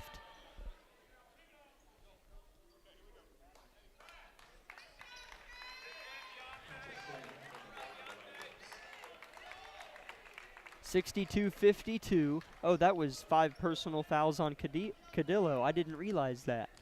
So 5 personal fouls on the Winfield big. Tucker swishes the second. He's got 8 points. That's his first point of the second half. Winfield throws over the top of the press. We've got to get back. Bobbling the ball at the rim, missing at the rim. Rebound Bates. That was a quick shot for Winfield, and Coach Shelton's mad about it. Yeah, he wanted it kicked out and dribbled for 27, 28 more seconds. And he's still pretty upset about it. Bates well beyond the arc. Dribbles, handoff. Heston penetrates a touch, doesn't have much. Knight, right wing, calls for a screen, gets it. Briggs fires from deep, swish! As I think Coach Shelton knew that was going to happen. He is so mad about that quick shot. It is a 6-point game with 1:40 left. Quick timeout, Coach Argabright. We'll go ahead and keep it here and thank O'Brien Ready Mix, Vollmer Cement Finishing, USD 506, Carson Wall Funeral Homes, Commercial Bank and Labette Bank, the Bartlett Co-op, and Labette Community College. That was a big sequence for Labette County that at least puts them in a position to have a shot at this thing. It does, and I tell you what I learned too is Briggs Knight can shoot. I'd like to see him shoot 6, 8, 10 more times a game. I bet he's only shot twice. Yes. I mean from the field. Yeah. So I agree. Let's just keep the pressure on. Now it's hard for when you're the team that's up. It's hard to dribble, hard to pass. Everything gets tight. Wow. Colton Weil forces a jump, or did he step out of bounds? They're going to say Colton had it and was out of bounds. Boy, Weil is a heat-seeking missile. Dialed in, isn't he? Yes, he is. Winfield up 6. Long quarterback pass is tipped by Kagan, but it goes back to Gilliland in the game for Winfield. Labette County electing to play good defense here beyond the perimeter, and now they foul Graham.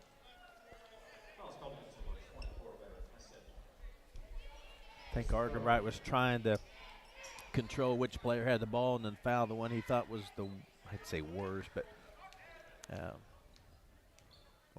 worst free throw shooter. That one didn't hit anything, so far that's a good foul. I'm telling you, pressure does crazy things to you. As Graham has made 3 threes tonight and airballed that free throw short of the net. At a foot or so. Here's the second. I bet it's strong. Yeah. I shouldn't have said that. Why'd I say that? Come on, Jack, you're better than that. As he swishes this one, Labette County trails by 7. Briggs Knight at the top where he hit one a second ago. Briggs at the cup, scores it with the right hand. See, and Winfield's afraid to foul. We have a lot of things in our favor right now. Let's just. Right to left, Winfield has it. Briggs Knight is going to foul Graham, who just split his last pair. It's a 5-point game with 69 seconds left. Briggs Knight in a little bit of takeover mode. 6 fourth-quarter points as he's huffing and puffing pretty big time over here as he had pneumonia the Burlington week, and even that game back on Friday, he had a hard time catching his breath. Yeah. First free throw good from Graham. He has one more here. There's just a lot of nasty crud everywhere in all the schools, so that's kind of a mess this time of year. Second free throw for Graham is on its way. Rattled out. Gotta have it. Gotta have it. Out of bounds off Winfield. Even that one was close, and he was the only guy within any vicinity of his teammates. So Labette County down 6 with just over a minute left with the ball. Bates picks the ball up near half court and gets after it. Extra pass, Heston has it blocked, rebounded by Hutto. That hurts badly. Good play, great block, but man, we needed to score there. Yeah, or draw the foul. I mean, it could have been called. Barrett gets up as high as anybody, and maybe it's clean, but long story short, they're shooting down 6, 59 seconds. As Labette County's down 6, now 7 points. Hutto's first free throw's good. Never want to be the team that's down 6 with a minute left and have to have all these things go your way. Yeah. But in the moment, sometimes it feels like they should. Labette County's now down 8. Hutto made the second. Bates at the cup, off the glass, scored it. That's what you got to do. Bates has played great. I think he's at 21 right now. I'll have to look. As I think we got a timeout Winfield as they were about to turn it over. I'll tell you why, because that number 12's the one that 3 minutes ago shot it too soon. Coach about had a conniption.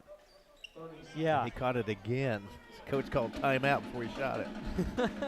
It's a 6-point game with 46 seconds left. Certainly not out of it, as it is a full 60-second timeout. Let's go ahead and take 30 seconds on KLKC.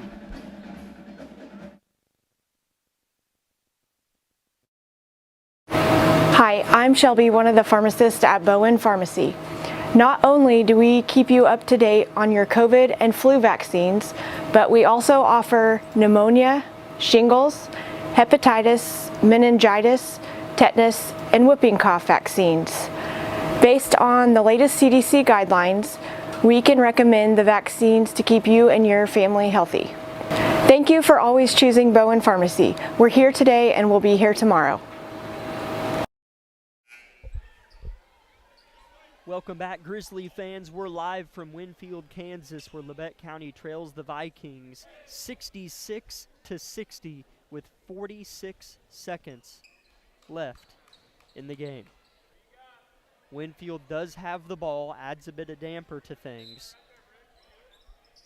Labette County needs to get a steal here. Ball goes into Hutto smoothly. It's tipped, nearly stolen, stripped out of Nolan's grasp, and it's going to be Labette County ball with 42 seconds left. Great play by Nolan Nash. I'm telling you, it is hard to play keep away when all you're supposed to do is just not let the other team have the ball. It's hard to do. And, of course, we're just going guns to the wall, you know. Long pass to Briggs Knight, adjusts behind the three-point line, lets one rip, too strong rebound, Morey, and right to left, he'll have it fouled. Thought it was going to be poked out, and now he's going to trot to the line to shoot two. Good shot from Briggs. He hit his last one. Yeah, he's winded, and then you've got that set shot where you're standing still. It's just is a good effort, good release. He caught it a few feet in front of the line and knew we needed to shoot a three as the first free throw is missed by Morey. And so he dribbled backwards, and that's so hard to do. That throws off your shot, you know, your natural rhythm and shot. Morey's second free throw is up and good. Just 7-point game, Labette County with the ball, 25 seconds left. Bates in prison. Finds Knight, who has an alley. Ball's tipped out of his possession, and Morey has it to more than likely seal this one unless Labette gets a steal, and they do. Or was there a timeout? Oh, they say Nolan was out of bounds when he stole it. How do you see that? Seemed like it just happened quick. Yeah. So Labette County down 7, still playing defense with 13 seconds left.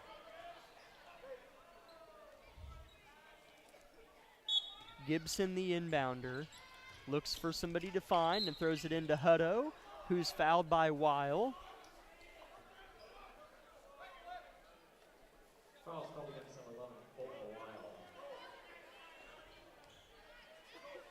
Labette County's losing streak looks as if it's going to extend to 8, and they will return home against Fort Scott on Thursday. That's 5 personal fouls on Colton Weil, but how about those minutes from Colton? Sophomore. Yeah, he's such a disciplined.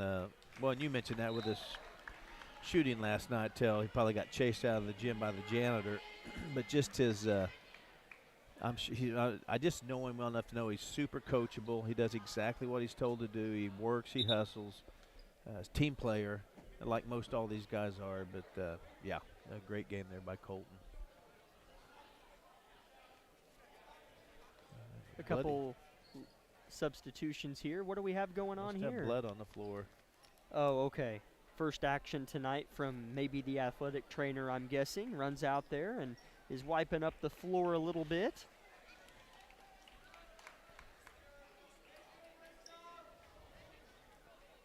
Labette County will turn their focus to the Tigers of Fort Scott, who are only 2-11 on the year, so A 3-10 Labette County team is going to take on a 2-11 Fort Scott team on Thursday at home. That girls game will have great weight to it. That's a big girls game and a game our guys are going to want to win for sure. Nash puts up a deep three that misses. Maddox Dewey in the game for the closing moments. And that will do it from Winfield. Your final score, Winfield 69, Labette County 60. Let's step aside for 4 minutes and come back with the Bowen Pharmacy post-game show.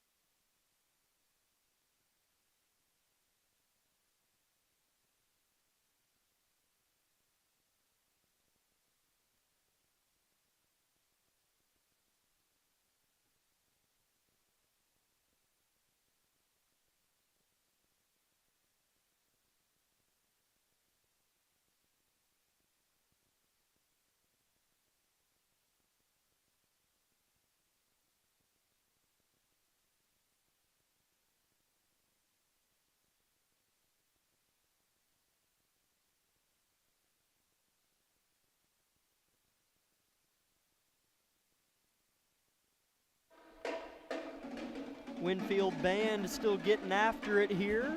Well after the 69-60 home team Vikings get the win over your Grizzlies.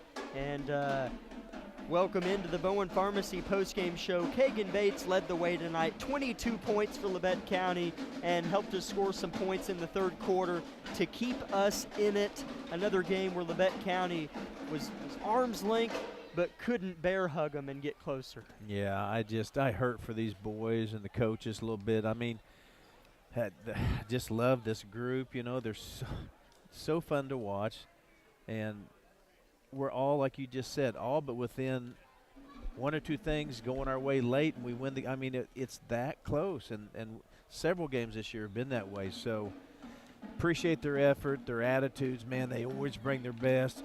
They always expect to win. They play hard. I'm ready for some of those just to kind of lean their way, and it won't take much. Just a few sloppy turnovers, you know, a couple of rebounds, and it's just not a big deal. There's some small things that are keeping us out of there. As they're going to look to do all those things on Thursday night against a 2-11 Fort Scott team. You know, we're getting into the first and week of February, and things will fly by, so sub-state seeding and matchups like that are going to become important quickly. Maybe not yet, but quickly, as far as games determining seedings and things like that, once we start to get a better grip on sub-state brackets and seedings and whatnot. But Labette County falls 69-60. Again, leading scorer Kagan Bates, 22. Nolan Nash had 9. Barrett, Heston, and Tucker Rush each had 8. Briggs Knight had 6. Carson Lamb had 4, and Colton Weil had 3. For Winfield, they had 4 main scorers. Morey had 30. Hutto had 14. Graham had 11, and Cadillo had 10. And at halftime, it was 30-31 Winfield. And then in the second half, Winfield outscored us 38-30. So Labette County scored consistently, but again, that defensive edge of the ball and some of these rebounding things hurt us in a lot of areas. I thought second chance points, we got some, but we gave up a lot. Yeah, we sure do. And again, in these tight games, man, those are the difference makers. That's what we were saying earlier. It's not like it's this big, massive thing that we're dealing with. It's some of the fundamental things, you know, screening out and this and that. And anyway, kind of a loss of words just because I feel like a broken record with this group. It's a nice team, competitive team. And, man, they just play hard the whole game through. So, I mean, I want them to win for them a little bit, you know, and so they can, you know, run off the court and kind of have that feeling that you can only get from winning a ball game. So, gosh, love the effort. That'll do it for tonight's broadcast here from Winfield. We will talk to you on Thursday night. Tank Connection pregame show will be live about 5:50 p.m. Big girls game. And I think one where our guys can get back in the winning column on Thursday night at home against Fort Scott. Again, Tank Connection pregame show will be on about 5:50. Tune in for those things if you can't make it. For Jack Leake, Jonathan Dusher, Lucas Hayward, and Amanda back at the station, my name's Jack Leake saying good night, Grizzly Nation from